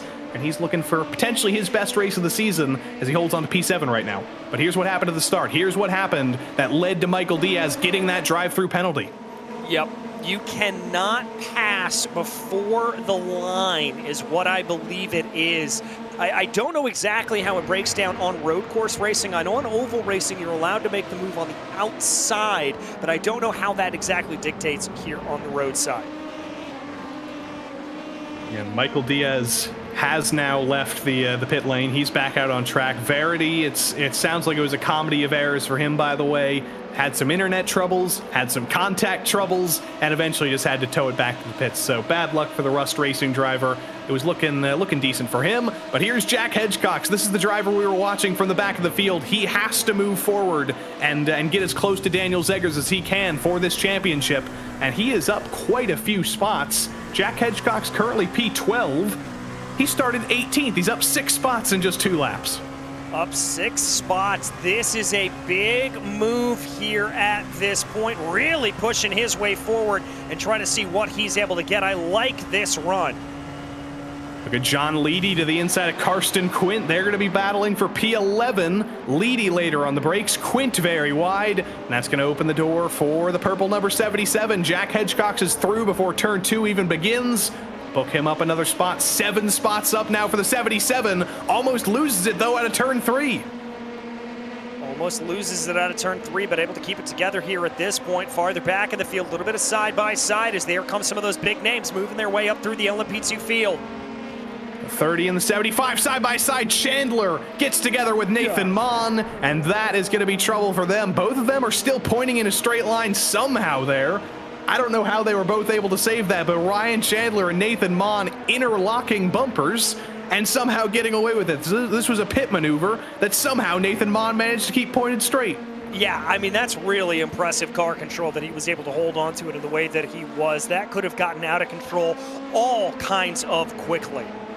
And not a deliberate pit maneuver by Ryan Chandler, I should say. It was an accidental pit maneuver, maybe a sinkhole maneuver, we could call it. Yeah, we'll go with that. That sounds good. Something like that. Book that one to the racing dictionary. Look at Pat Pelshaw up in the lead here. 7/10 of a second over his teammate Boris Ovando already. He doesn't have Michael Diaz to worry about anymore. He only has to worry about his teammate Boris, who is a little bit further off of him in qualifying. I don't even know if Pat Pelshaw is going to be looking in the rearview mirror anymore. I'm not sure if he is either. I mean, 0.8 of a second's a pretty sizable gap for the gaps that we've seen in this field in particular. So I think he's going to be feeling pretty good, pretty strong about where he is. And I think he's just going to have his head down here and just be pushing ahead. Oh, Vondo's pushing wide. Dave Menino gets by for P2. That's going to make Pat Pelshaw very happy. And it's going to make Boris Ovando very frustrated because he is going to be spending the rest of this race now fighting for second as his teammate runs away. How quickly can he get back by Menino, if he can at all? That's going to be the question. Yeah, that's going to be the question here that he has still got to answer. Let's keep our eye on this battle. Looks like there that Ovando's a little bit better in the braking zone, but I don't know how long that's going to hold out. See what happened to Boris coming down the hill. This is the very, very steep hill at Casanova and at Savelli. I think that was actually a slowdown for Ovando. He cut too tightly to the inside of turn 6, was on the grass, and I think that's actually why Menino got by. Yeah, I think that's exactly it. And that to me just says that Ovando is pushing to the absolute extreme here at this point and pushing over that limit is how he tries to run. We watch right now as he tries to close on up ahead. We're going to look back through the field here. This is the number 12 machine as he tries to hold off an attack. That's John Leedy and Jack Hedgecox as Hedgecox continues to try to work his way up through the field. Jack and John falling down the hill. Hedgecox looking to the outside, just making himself known. These are two guys who have been at kind of opposite ends of the field this season, but Leedy is doing exceptionally well so far today. Hedgecox having an unexceptional qualifying, and suddenly they find each other in the middle of the field. Leedy is going to make himself as defensive and wide as possible, though, because he wants to show, I'm having my best race of the season. Even if you're Jack Hedgecox, even if you're fighting for the championship, you're not getting by me early. Hedgecox sends the dive into turn 1, though. Leedy's going to try his best to shut the door. Long way around to the outside, keeping the momentum into turn 2. How long can Leedy keep fighting this? He's going to get it back. Hedgecox is still there, and he turns Leedy around. Hedgecox gets through, but not without a little bit of contact. You know, I don't want to take another look at that there at that point. I'm not sure if Leedy turned down on him or if that was Hedgecox being a little bit too overly eager down into the corner, but one way or the other, the result is the same. Leedy off into the kitty litter. That is a shame. That was looking like it was going to be a great battle with Hedgecox trying to get by. But now Jack looks forward. Here it is from the helicopter perspective. Was Leedy clear? Was Hedgecox a little bit too greedy on Leedy? How do you see that, DJ? If I had to put my cents down on that, I'm going to say that that's on Hedgecox. That was Hedgecox being too aggressive down into the corner. Leedy was ahead, shut the door cleanly, and to be able to set that move up, Hedgecox had to move his way off track down to the right-hand side of the road. And there are stewards in the Precision Racing League. They aren't live during the race, so penalties aren't handed down during the race, but after the conclusion of the night, lead driver steward Arnaud Genet will take a look at this, and he will assign blame if needed, and if especially needed, he'll assign penalty points. So if Hedgecox does get ruled to have caused that collision and maybe gets a few penalty points added to his day, that'll be even worse for a championship challenge that may be scuppered by a deep run in the field today. Yeah, very well could be that he could find himself working his way back down through the order here at this point. And this is exactly the thing that Hedgecox does not want to have happen today. This is the kind of thing that absolutely breaks the momentum, not only over the course of a run, of a race, but of an entire season, Joey. You have too many races like this, you just get into your head a little bit. And right now, as we ride on board with Luke Wallace in P5, almost taking a peek to the inside of Frankie Arvello there through turn 5. Winning the race right now in LMP2 for Daniel Zeggers would give him 55 points, if I'm not mistaken, maybe an extra point for pole. If Jack Hedgecox finishes where he is in 10th, that is a tough calculation, but I think it may be about 20 points that he would lose in comparison. So it's going to be tough in the championship here, but we'll continue to ride on board with Luke Wallace here because he is hungry and he is looking for every opportunity he can to get by Arvello. Arvello's wide in a couple of corners, but he's not opening the door wide enough for Wallace to take advantage. No, he's not, and he's doing a good job of just defending the line where he kind of needs to at this point. It's nothing too crazy. It's nothing too aggressive. Yes, he's off here and there, but he's keeping it fast where he needs to keep it fast. Into Buccini here. It's interesting to see the diversity of lines through the final corner. It's almost like watching an oval race where there's multiple grooves. Some drivers enter early, some drivers enter late, some drivers do a little bit in the middle and find the apex in the middle of the corner. It is very, very interesting to see as we ride on board with, or as we end our on board with Luke Wallace. Rather, he's going to be in a tough time in a straight line here. Hedgecox looks to be very fast in a straight line. Is he going to be able to pull the dive on Bel Air into turn 1? Nope. Stays in line. Maybe he's thinking a little bit more conservatively now after the collision with Leedy. Yeah, I wouldn't be surprised if he got a little bit gun-shy after that contact and he wants to try to keep his nose clean for the rest of the running. Two drivers, though, who are looking to be aggressive here. It's going to be Menino and Ovando up at the front of the field. The battle for P2 is on. If only this was the battle for the lead. I think we're thinking about this race a little bit like we thought about Dayton Low. It was so hotly contested for second. If only it was the battle for the lead, but it is still going to be very, very interesting because these are big points for both of these drivers in the Drivers' Championship, and they're somewhat important for the Team's Championship as well. SRT, Dave Menino's team, he's got J.R. Williams on his team as well. They're fighting to be potentially second in the Team's Championship behind Precision Racing Esports. But Ovando very fast in a straight line. He's going to get within a 10th into turn 1. Is the door open for him to make it happen? He's going to try and outbrake Menino on the outside. It's not going to happen, though. He's going to have to slot in line at least until turn 2, and Menino holds on. Yeah, that was a really good defense there by Dave Menino, just planting the car exactly where he knew he needed to be able to plan it, not giving any sort of run there to Boris Ovando. Very, very good heads up. Well done all the way through that corner. We know Boris can get very aggressive, though, so if he finds a door that's open, he's definitely going to go for it the first chance he gets that opportunity. And you know who's loving this? It's that guy in 4th place. You can just barely see him in the background now, that toothpaste blue car. Nathan Bartley is there, and he wants to make himself a part of the conversation for 2nd and 3rd as well. He's catching his teammate, but here's Jack Hedgecox again, doing Jack Hedgecox things, trying to make the move around the outside on Michael Belair. Yep, and it looks like he's got it done. That's going to be the preferred line going down into Luco, and he's got it done. Fresh Prince of Bel-Air down to P10. Jack Hedgecox up to P9. We'll keep, I think we'll keep looking back there, and we're going to see Jack continuing to make those moves. The question is just going to be how far up can he take himself? Could he maybe get up to P4, even the podium? It's going to be tough stuff for him. But let's watch Ovando here. Out of the final corner, a tighter run through Buccini, and we know he's fast in a straight line. Will he be far enough alongside to turn 2, though, to go for it this time? That's going to be the real question here at this point. I don't know if he's going to have the run here. They're getting up to full chat here as they continue on. But yeah, Ovando just has to back out a little bit. He doesn't have the full run. This is an open setup series, so drivers can and teams can decide how much downforce they want on the cars, how much they want to be fast in a straight line, how much they want to succeed through the corners. It's a compromise, especially at a track like this with a very long front straight. So Ovando maybe doesn't have the straight line speed that Menino has, but he definitely has the downforce as he's able to follow him through these very high speed corners. Yeah. Very, very much so. And remember, open setup here, as you said, so that can be a big change around in the way things work. As we see them flick their way down the hill here at this point to see what they are able to do. Oh, that was a little bit sketchy there for Dave Menino. You saw just how ragged he was on the edge coming down through the far end of the track.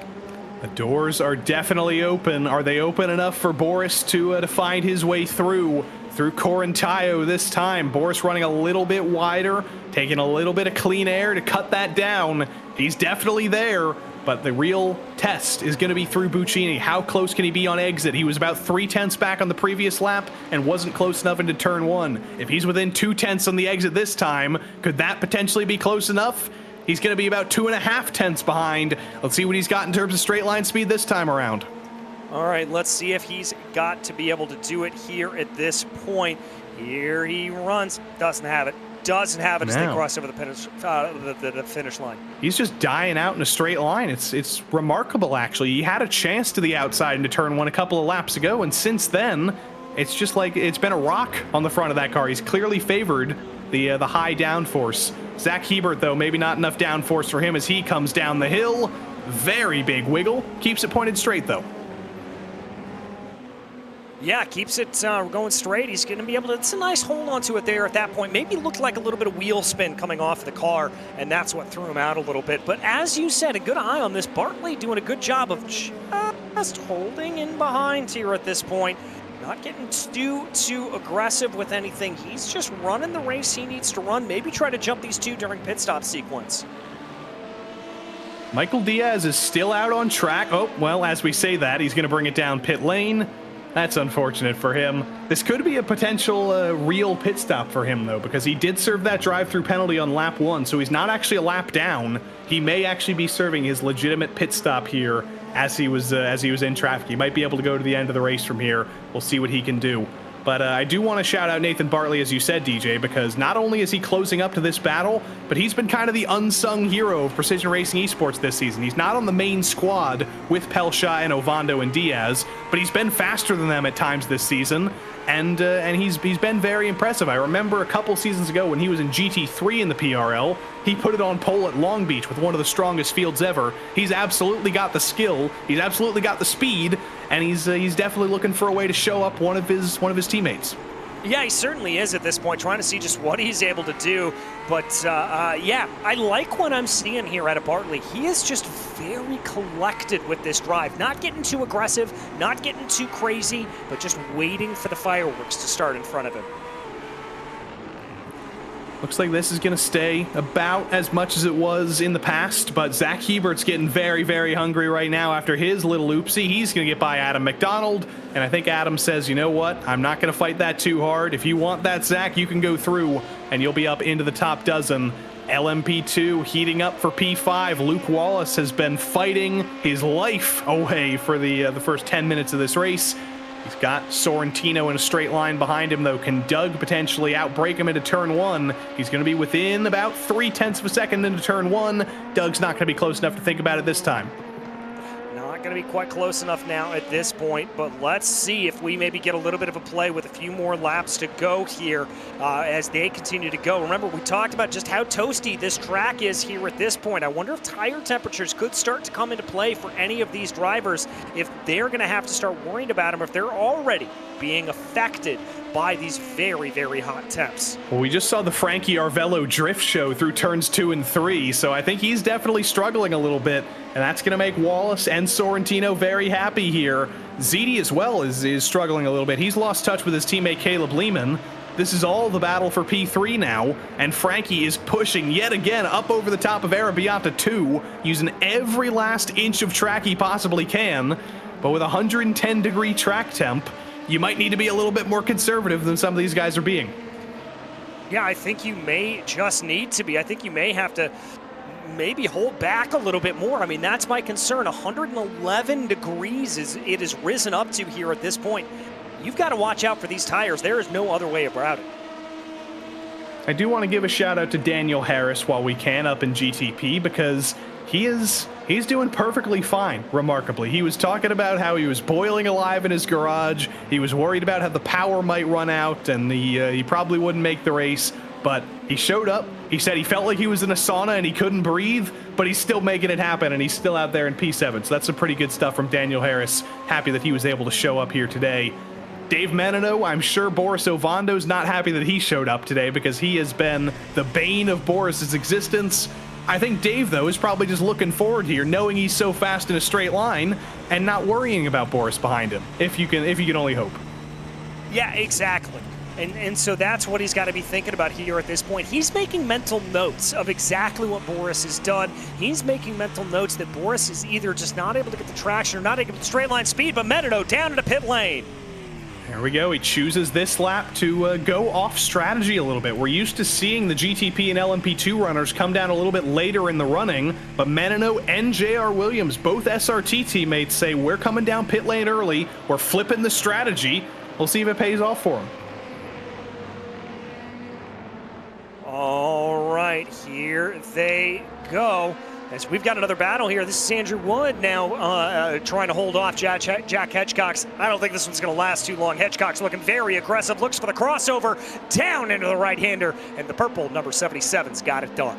Yep, Cox gets by Wood, and that's going to be P7 now for Jack, but he's got to keep looking forward because this battle is not over. The podium is in sight now. Sorrentino, Wallace, Arvello, and Ziti not too far away. This could actually end up not being a terrible day for him. I think we see the reason, though. This is why Menino and Williams came down pit lane. I think they wanted to avoid running into that LMP2 traffic first.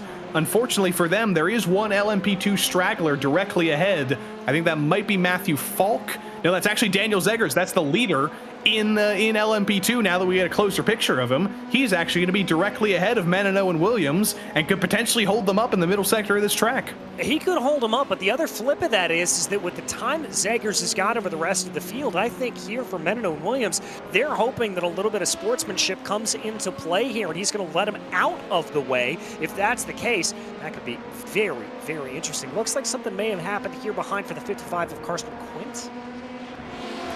Let's see, is he going to join the turn 1 exit spin brigade? It may have been the turn 1 entry spin brigade, actually drifts it all the way through the corner. I don't think that counts as a spin, though. He only spun about 45 degrees. No, I'm going to count that as a drift, not a spin. That's there we exactly go. how that's going to go better. down. Yeah, exactly. Call him Karsten Drift? I don't know. We'll workshop that. We'll think of something better there. Karsten Squint? I don't know. There's something in there. Yeah, there's something. What else rhymes with quint? I think it may Dint? be like orange. Mint? I don't know. Lint. That's it. Lint. There we go. Karsten Lint. There we go. Because he's pulling stuff out. He was pulling the save out. I don't know. I'm gonna pull out the thesaurus. We're pulling here. at threads here is what we're doing. that is quite literally what we're doing. I'm gonna pull out the thesaurus, so we're gonna have a little bit more fun. We've had enough fun with Luke Wallace though, because he's still doing Luke Wallace things, and he's actually gonna be up to P4 here. As Caleb Lehman says, I'm coming into pit lane early. Blake Ziti does as well. It's going to be Luke Wallace up to third because, again, the two SRT teammates, this time it's the LMP2 SRT teammates, come down pit lane together. Well, and this is going to be a decent strategy call here, I think, at this point. I mean, this is about the halfway point in the race. I don't see any reason why they wouldn't. Now, here's Daniel Harris that we watch in the number 5 machine. Want to give him credit. We said this was going to be Porsche's this was going to be Acura's hunting grounds here today with the rotation that Acura tends to have through the corner. He's doing a really good job here in the Porsche. I kind of wish we had a Daniel Harris face cam, because for the amount he said he's struggling in his un-air-conditioned garage, boiling alive, I kind of want to see that. I want to see if he's actually got like steam behind him. I want to see if he's physically sweating. So maybe next time we can work that out. All right, we'll have to see if we can maybe do it. Daniel, have your people talk to our people. Yes, we want to see you as a high-performance athlete, Daniel. We want to see you sweat. I think another Australian Daniel might have said that. Schwartz is actually directly behind him, though. So not only is he sweating because of his physical conditions, but he's sweating because he's got Nicholas Schwartz putting the pressure on in an Acura. And that's going to be some fun stuff. But this is more fun immediately as Luke Wallace and Doug Sorrentino are almost side by side into the final corner. Wallace is going to send it deep. Sorrentino's going to try and fight it back. And I would not be surprised if we see Jack Hedgecock sending it 3 wide if he gets the opportunity. Well, he won't be able to because Wallace pits, but he can send it 2 wide. Yep, he's going to go to the outside here of Sorrentino. Sorrentino's going to defend down to the inside here on that red, white, and blue machine. But the purple number 77 going to try to carry more speed around the outside. Earlier on the brakes there is Hedgecox. Tries to be able to keep it to go. Sorrentino keeps him behind. Yeah, Jack was hedging his bets to maybe be later on the brakes into turn 1. Didn't work out for him. He's going to have to find another way by. Excellent exit through turn 3. It's a wiggle out of Sorrentino. Jack's not going to be able to take it to the inside, though. He's going to have to keep waiting. Up in GTP, race leader Pat Pelshaw is in. His teammate Nathan Bartley follows him in. His teammate Ryan O'Connor follows him in. And Nicholas Schwartz from Whataback as well opens the pit window in GTP. It's been a weirdly wide pit window here. I wonder if it's because it's a slightly shorter field. There's less traffic on the actual track. I wonder if there's just more opportunity to make it to the end of the race with a wider pit window. Yeah, I think that may be it. It may also be the fact that, as you said at the top of the broadcast here, Joey, this is an unknown. This is a track where they haven't been able to run a lot of those combinations and permutations to figure everything out. So there may not be that ability to kind of do the gamesmanship, and that just coming in around the halfway mark is the safest way to be able to do everything. That's actually a shorter stop for Nathan Bartley than it was for Pelshaw, so one less second in the pit box. This may do him well as he comes back out on track directly behind his teammate Boris Ovando, actually, so didn't do him that well. J.R. Williams has actually jumped him as well, so it's actually done him a little bit worse, even with the pit lane help. It's going to be a net loss on the pit cycle for Nathan Bartley. This is going to be some trouble for Michael Diaz, though. He's caught it. Oh, Nicholas Schwartz in big trouble on the exit of turn 2. That's in the wall. That's a front bumper gone, potentially on cold tires. And that's it. So for the Whataback Racing driver, that is going to be his race done and dusted. And that just leaves Jeff, but look at this, Leedy to the inside of Chandler. John has been getting the elbows out, and it has been, oh, actually, that's Luke Wallace, rather, in the 27. He's been getting the elbows out, too, in the same colored car, and he's going to get by Regan Chandler for position. Because Wallace is pitted, he's gone to the back of the field with his stop. The same cannot be said about Chandler. Here's what happened to Nicholas Schwartz, out of turn 2, and unfortunately, he finds the wall. Yeah, just over-rotation there coming through the corner, and that's one of the problems with the Acuras. It is a very, very good car on corner rotation, but it is willing to be able to slip and slide on you there a little bit. Looks like Falk has had a little bit of a problem, maybe cold tires, doing a nice little drift through the corner as well. Good stuff. Oh, and that's Chandler going around, the 183 of Reagan Chandler. Welcome to the club. It was the exit of turn 1 that all the problems were happening in LMP3 and GT4. It's the middle of turn 1 now. It seems to be attracting everybody. Yeah, it's changing a little bit, and I wonder if that has something to do with the new updates here that iRacing has given in, the variable track surface that continues to go in and play to these cars. Right now, we watch the battle. Hebert trying to be able to hold off as much as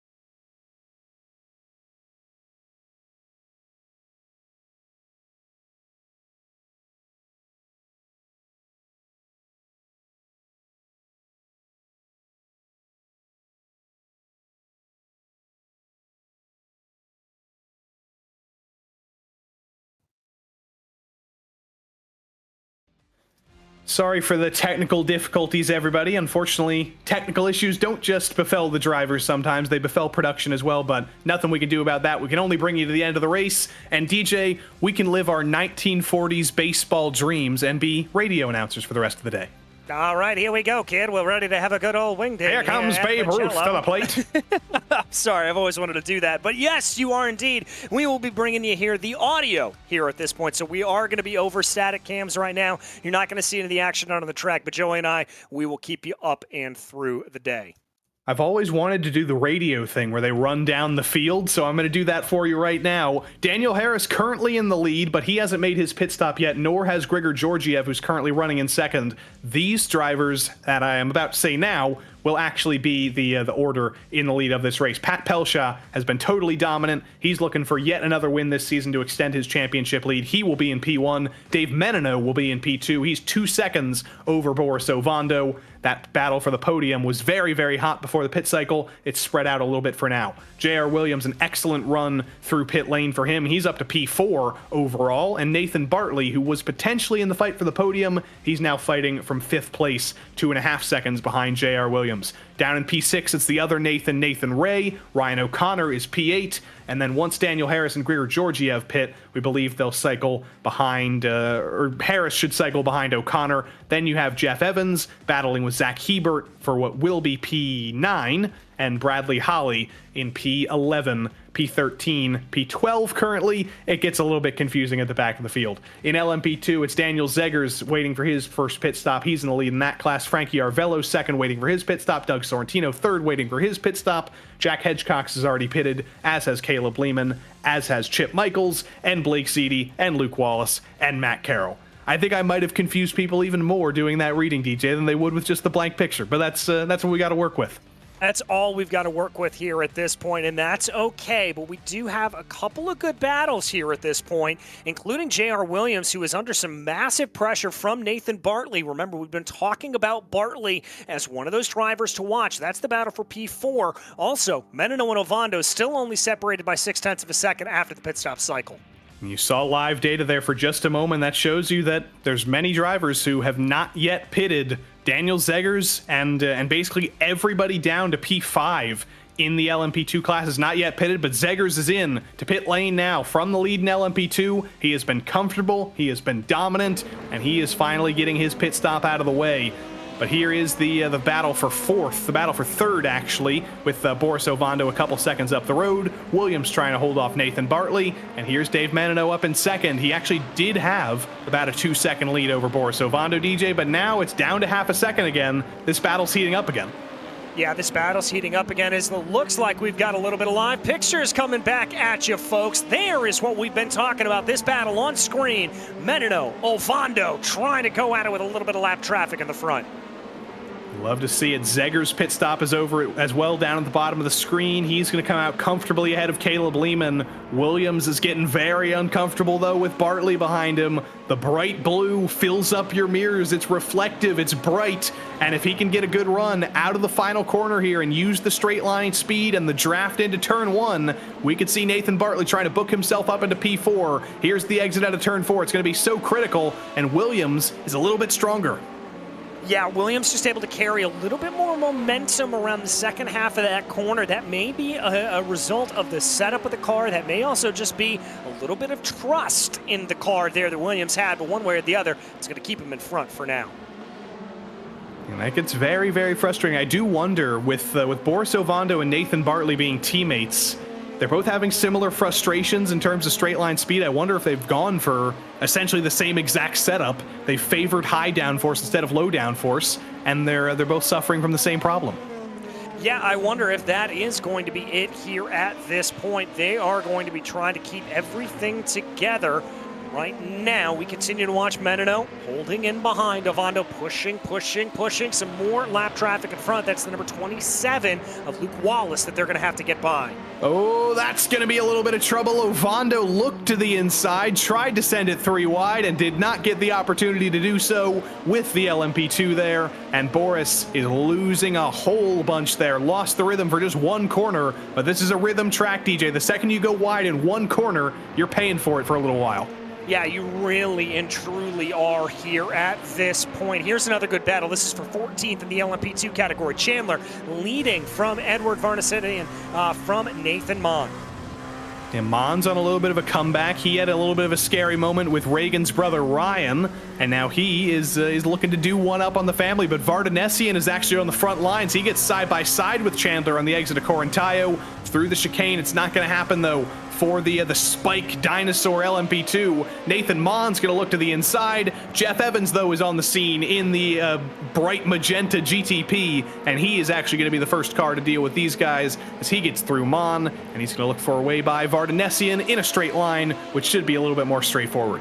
Yeah, it should be a little bit more straightforward. A little bit of a poke in the line there at this point. The LMP2 or the GTP traffic coming up from behind them is going to be a little bit concerning as they have to weave their way on through it in a big dive down to the inside. That was a very big dive from Nathan Ray. We didn't get to see the end of it, but there's Reagan Chandler struggling a little bit. Was there potentially a little bit of contact between those two? I'm not sure. It looks like Chandler's able to get going. Looks like he's okay. I don't know if we're going to be able to see a replay for that in time, but that was very scary before we saw the end of that. And this is getting scary as well. Side by side, Nathan Bartley gets through on J.R. Williams. Right, here he goes. He's finally got it done. Got the opportunity, took advantage, and that is Bartley up and forward, but he can't get too comfortable because look who's directly ahead. It's another LMP2 waiting to hold up Nathan in a bad place through the chicane. That's not where he wanted to catch Luke Wallace. He backs it up a little bit, loses a bit more, does get to the inside to the final corner though, and J.R. Williams is not going to be quite so lucky. He's going to get held up coming through the final corner, and that's going to make Nathan Bartley a very happy boy as he holds a 7-second lead in a straight line. Yeah, he's going to be able to hold on to that here at this point. 0.7 of a second over J.R. Williams as they work their way over the start-finish line. And look at him. He's continuing to grow it a little bit. Flash of the headlights there, though, for Williams. Maybe he's trying to get into the head. Maybe he's trying to show to some of those LMP2s to get out of the way one way or the other. Boy. It's a hornet's nest out here, and this is a battle for position. This is Frankie Arvello and Blake Ziti, a little bit lower than both of them would have liked at this point of the race. They were fighting for the podium, and once everything cycles out here, I think they're only going to be fighting for about 5th or 6th. And they've got Nathan Bartley coming through. Here comes Nathan to the inside of Ziti. He's going to be stuck behind Arvello for just a moment, but Arvello is, I believe, part of that Precision Racing Esports umbrella. He's not a part of the Precision Racing Academy team in this series, but he's known, and he's going to be respectful. He's going to let Nathan Bartley through. He's going to let him on through here at this point, so that's going to help him out just a little bit. Let's see what they can do. How much time is left? We've got about 8.5 minutes left to go. Ziti looking strong. Doug Sorrentino's in from the lead in LMP2. He is the last driver to make a pit stop in class, and once he comes back out on track, we will know the official order of the field. Doug had a very, very short stop, though. That looks pretty good. 15 seconds for him. The rest of the field was doing 20-second stops or so he could actually cycle potentially in the fight for the podium. The fight for 11th, though, is heating up. Chandler heats it up very hot, though, as he gets by Carroll. Evans has to check up side by side with Carroll. He was 3 wide with his teammate Nathan Ray. It's getting crazy as the GTPs try to take through these last couple LMP2s. Yeah, this is getting a little bit insane here at this point as they try to be able to sort themselves out and try to figure out how to go. Gowan, Carroll also duking it out. And you got a feel for Josh Goen here. He started at the back of the field with his teammate Jack Hedgecox. Hasn't quite had the same luck in traffic that his teammate has.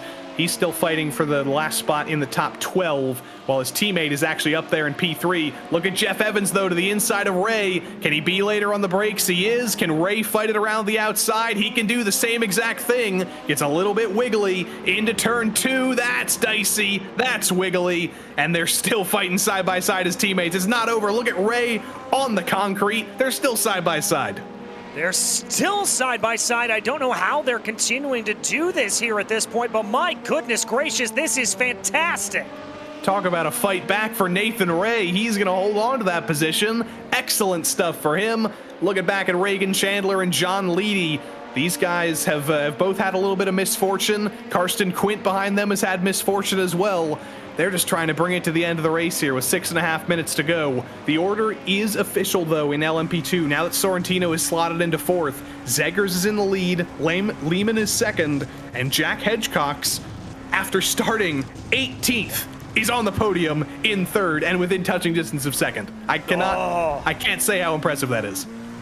Just incredible racing here at this point. This is really coming down into a great display.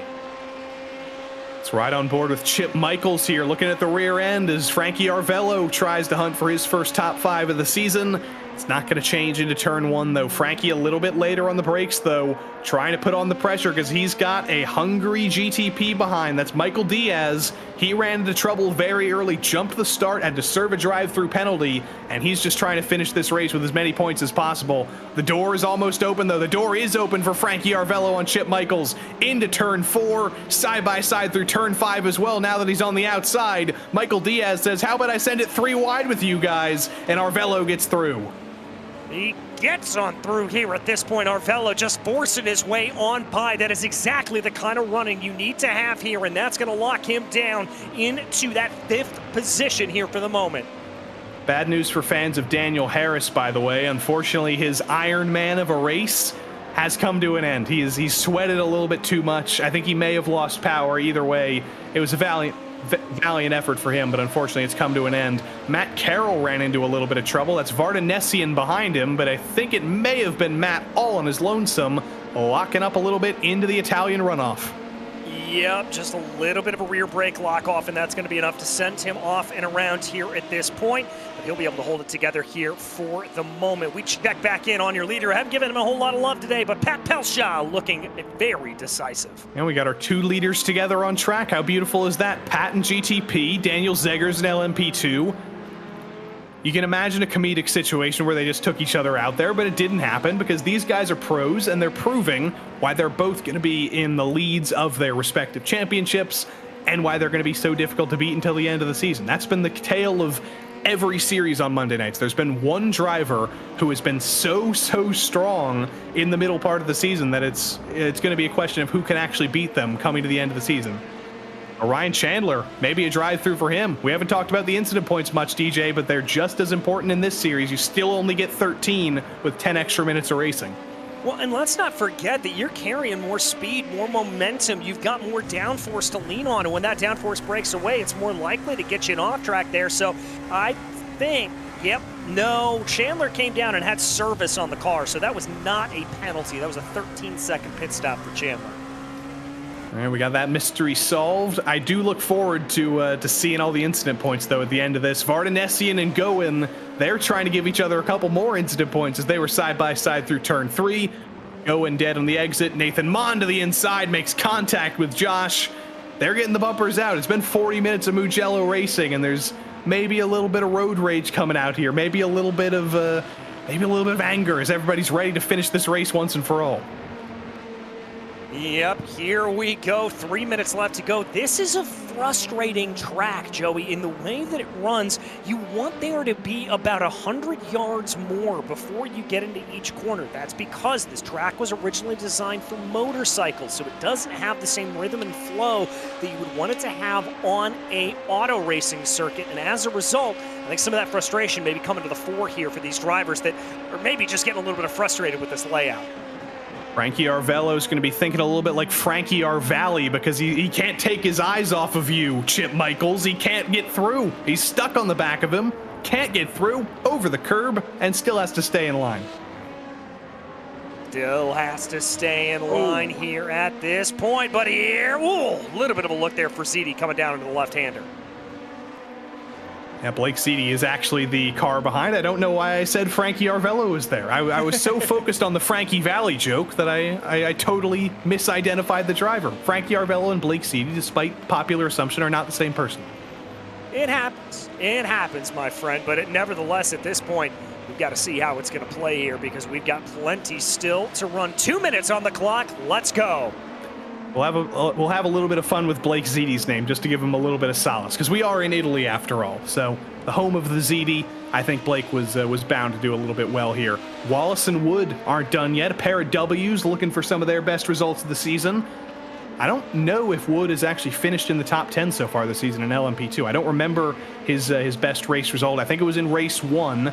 And I'm going to do a little bit of math here. I think he did finish in the top 10 there, but he's looking for his next top 10, and he might get a few more spots as Ziti and Michaels almost came together through the final corner, and they're looking to be very, very close into turn 1.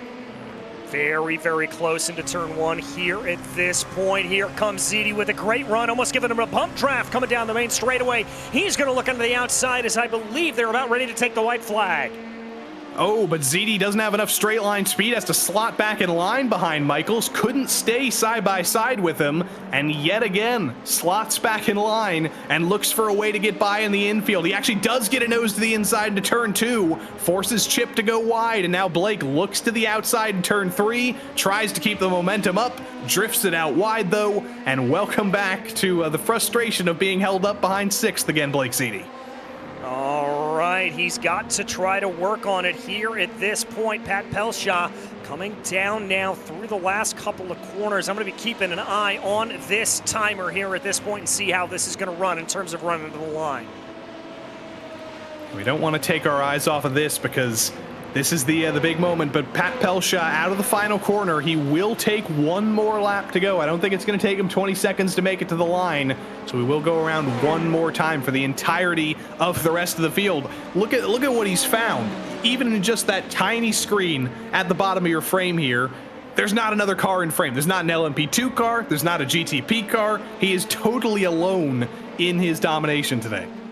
Yeah, he is absolutely on his own here at this point. This is a dominant performance. Here we go. How about a repeat? How about a little bit of deja vu? Blake Ziti looking for a way to get by Chip Michaels again. Phenomenal exit out of the final corner. He is so good through there, using the downforce to his advantage. But is he going to be able to time this a little bit better? Battle for P3 is over in GTP as Nathan Bartley gets by Boris Ovando pretty straightforwardly. Ziti pops out a little bit later than usual. He's going to peek to the inside, actually. Nathan Ray opens the door. A savvy move from Blake Ziti, gets the inside on Chip Michaels and gets himself up to P6.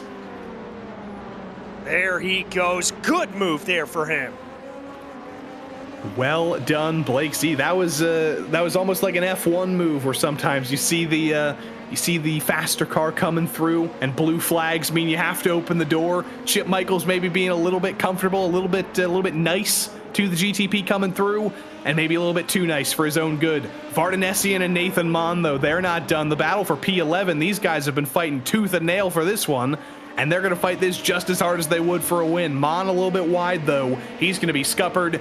But out of the final corner, we go all the way to the lead of the race, because yet again on Monday nights, Pat Pelshaw wins in GTP. He said it's all about practice, and he came to a new track with an absolute ton of practice. Practice Pelshaw gets it done again, and Daniel Zegers, he gets his most dominant win yet in the PRL, 12 seconds over Caleb Lehman. A huge day for Mr. Daniel Zegers, and he's going to extend his championship lead, because Jack Hedgecox, even with an incredible comeback, he's going to finish third after advancing 15 positions. He's still going to lose a couple points to Zegers in the championship, though. It's a race to the line with Arvello and Sorrentino.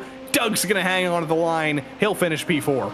Yeah, and even though he's going to lose a couple of points here, we still have to give some credit to that incredible run back up through the field here for Jack Hedgecox to be able to hold on to that and bring his way back up through. Remarkable run. One thing to keep in mind, though, remember that contact we saw earlier on. Could a penalty be incoming here for Zegers, or for Hedgecox? Might be a race to the line here for Vardanesian and Mon. I don't think it is, though. They're separated by that little bit too much. Edward Vardanesian hangs on to P11. Was a good comeback for him as well. Started a little bit deeper than that. Made some overtakes, made some moves, and made his way forward. Those, I believe, are the last couple drivers to cross the line. We'll have official results for you in a moment, but Daniel Zegers is looking for a way to celebrate, driving by the SRT GTPs. Or actually, he's taking a little bit of a shortcut back to pit lane. He's foregoing the donuts. Or is he? He's confusing us. He's going one way, he's going another. And I hope he does some. I hope he does some donuts in the front straight here. He's kept our eyes for this long. Yep, here he goes. Do it, Daniel. Don't just take the photo. Don't just take the social media photo of the line. Give us some donuts. I hear the rev. Yes, that's what we want. That's what we want. I would have asked them to disqualify you if you didn't do that. Beautiful.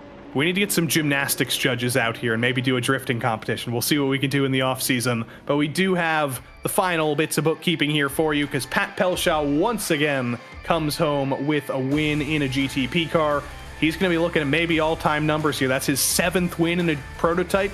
Only 2 more, and he catches Sean Campbell for the most wins in a prototype in the PRL. Dave Menino, strong day for him, though, in P2. Held off Boris Ovando for so long, and then Nathan Bartley rounds out the podium for Precision Racing Esports. Black, actually. Boris Ovando lost out at the very end. He finishes 4th ahead of J.R. Williams, who gets some good points for SRT as well. O'Connor and Ray bring us down to 6th and 7th. Jeff Evans, another top 10 for him. Bradley Holly, for once we didn't say his name once in a GTP race, so well done for him. And Zach Hebert rounds out the top 10 in GTP. Adam McDonald and Grigor Georgiev for the Piston Pirates had some decent days, finishing on the lead lap. Michael Diaz maybe could have been in conversation for the win, but a missed start, or a misstart, I should say, jumping his teammate before the line. Not what Michael Diaz wanted. A lap 1 penalty ended his race 1 lap down at the end of it all. Nicholas Schwartz ran into trouble. He was 9 laps down. Daniel Harris sweated to the end of his race. He couldn't keep going. He's down to P11 after some technical troubles ended his day. And Stephen Verity, technical troubles for him as well. 28 laps down after a crash on lap 1. In LMP2, Daniel Zegers is going to extend his championship lead after another win for him. Caleb Lehman's on the podium, though, and Jack Hedgecock's a little bit of contact will maybe get himself a penalty. We'll see what the admins and the driver stewards say about that. But either way, up 15 spots from his starting position, a podium is still going to be pretty great for him. Sorrentino, Arvello, and Ziti bring us down to the end of the top 6. Michaels, Belair, Wallace, and Wood to the end of the top 10.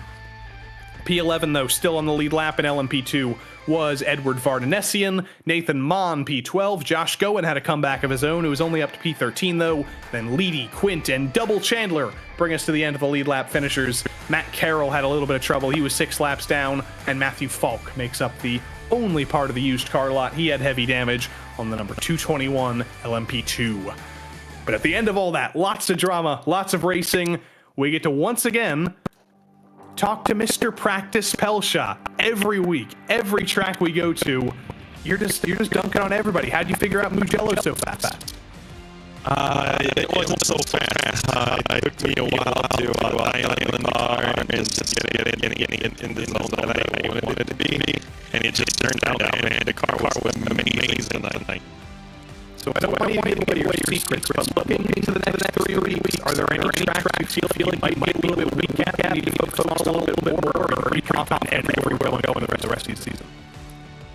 To be honest, I'm on a roll. I think I'm pretty confident at every track. I really want to win my home race in Montreal in 2 weeks' time, and then Silverstone. I think Michael's going to be a very, very strong there. He's very fast there, and I'm fearing we're going to have a fight. Well, I think you might be fearing you're going to have a fight. We in the booth, we're going to be very excited to see that. That should be a lot of fun. But for now, congrats on yet another win, Pat. Your 5th of the season, and we'll see you next week. Hell yeah, boys. Thank you. Pat Pelshaw coming home with his 5th win in GTP this season, 7th overall. We got another guy who's won a heck of a lot of races this season. Yet again, Daniel Zegers is here with DJ. Daniel Zegers capitalizing on a night when your biggest competition had a bad start in the field and a dominant performance up at the front. You got to feel good with this. Woo, baby, yeah, another win. Man, what a difference of a week makes from last week. Not staring in my mirror the whole time, but still, it made it interesting with some weird GTP traffic. Caleb still put some pressure on with the pit stop strategy, but yeah, managed to keep it clean. I think that was the goal. Just kept it out of the sand, kept it off the big curbs, and yeah, here we sit. Well, you certainly did a good job with it. Any moments of scariness there out for you? Because I got to be honest, you were so dominant, we didn't really get a chance to show you all that much.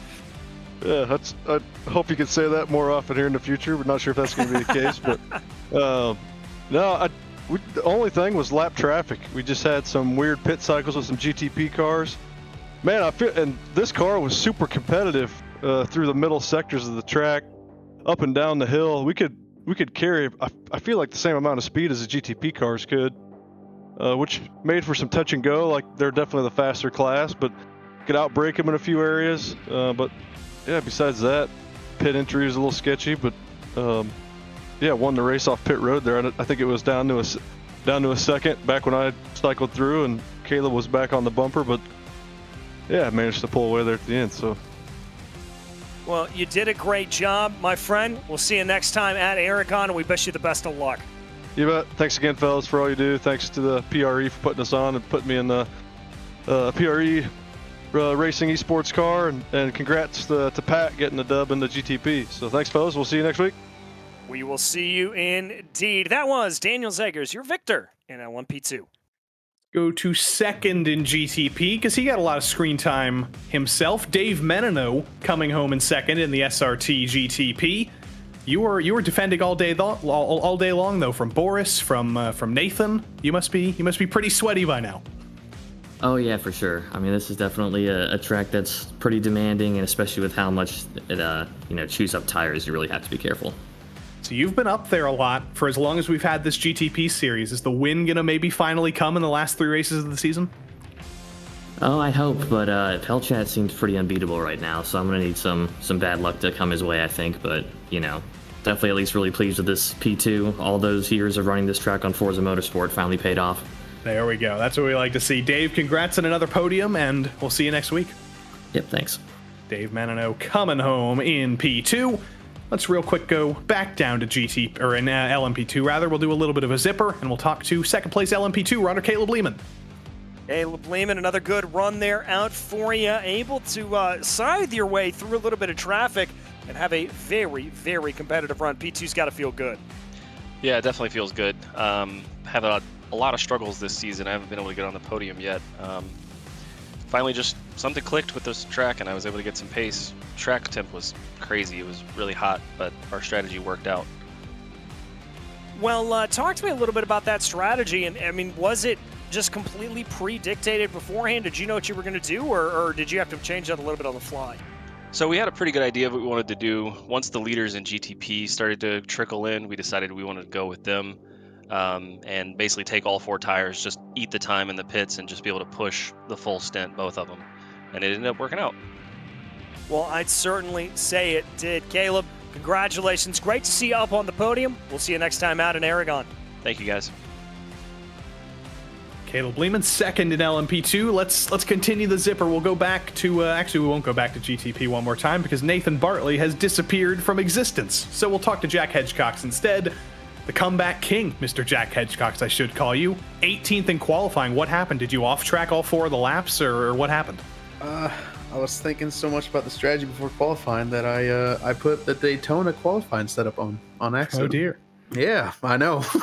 Every time I went to turn 1 and that thing didn't stick, I was wondering if my car was broken. I'm not gonna lie. So. Well, it was quite a comeback. There was a little bit of contact with John Leedy potentially. How did you feel that went, and how do you think everything else went? I looked at it. I mean, it was some really bad netcode. I wasn't trying to. I mean, I had my nose in there, but I was so far to the right of the track. I already messaged him before he left the session that I was sorry, but I mean, I don't know how it'll go because there was it was pretty bad netcode for it. I never touched him actually with the car, but that's just how it goes with iRacing sometimes. So we'll see what happens. If I get a penalty, then it'll be really hard with how Daniel's going. I don't know. I've never been penalized, so I don't know if it's points or how it goes, but we'll see what happens. But it's an excellent comeback either way, though. 15 spots up from 18th. Not on the Daytona setup for a good thing, and we'll see you next week. Thanks. Jack Hedgecox coming home to round off the podium in LMP2. What a night we've had at Mugello. LMP3, GT4, GTP, LMP2, all taking on the newest road course on iRacing. I think we had a lot of fun, and we're only going to have more fun next week as we go to the Hungaroring in LMP3 GT4, and we go to Aragon in the GTP LMP2 series. Another fairly new track.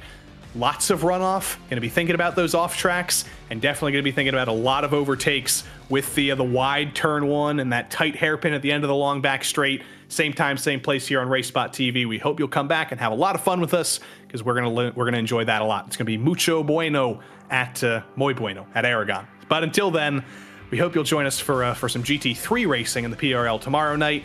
If not, we'll see you next week on Monday night. I've been Joey Tebben. DJ Clark's been DJ Clark. Our producer has been Dustin Ollis. And until we see you next time, so long.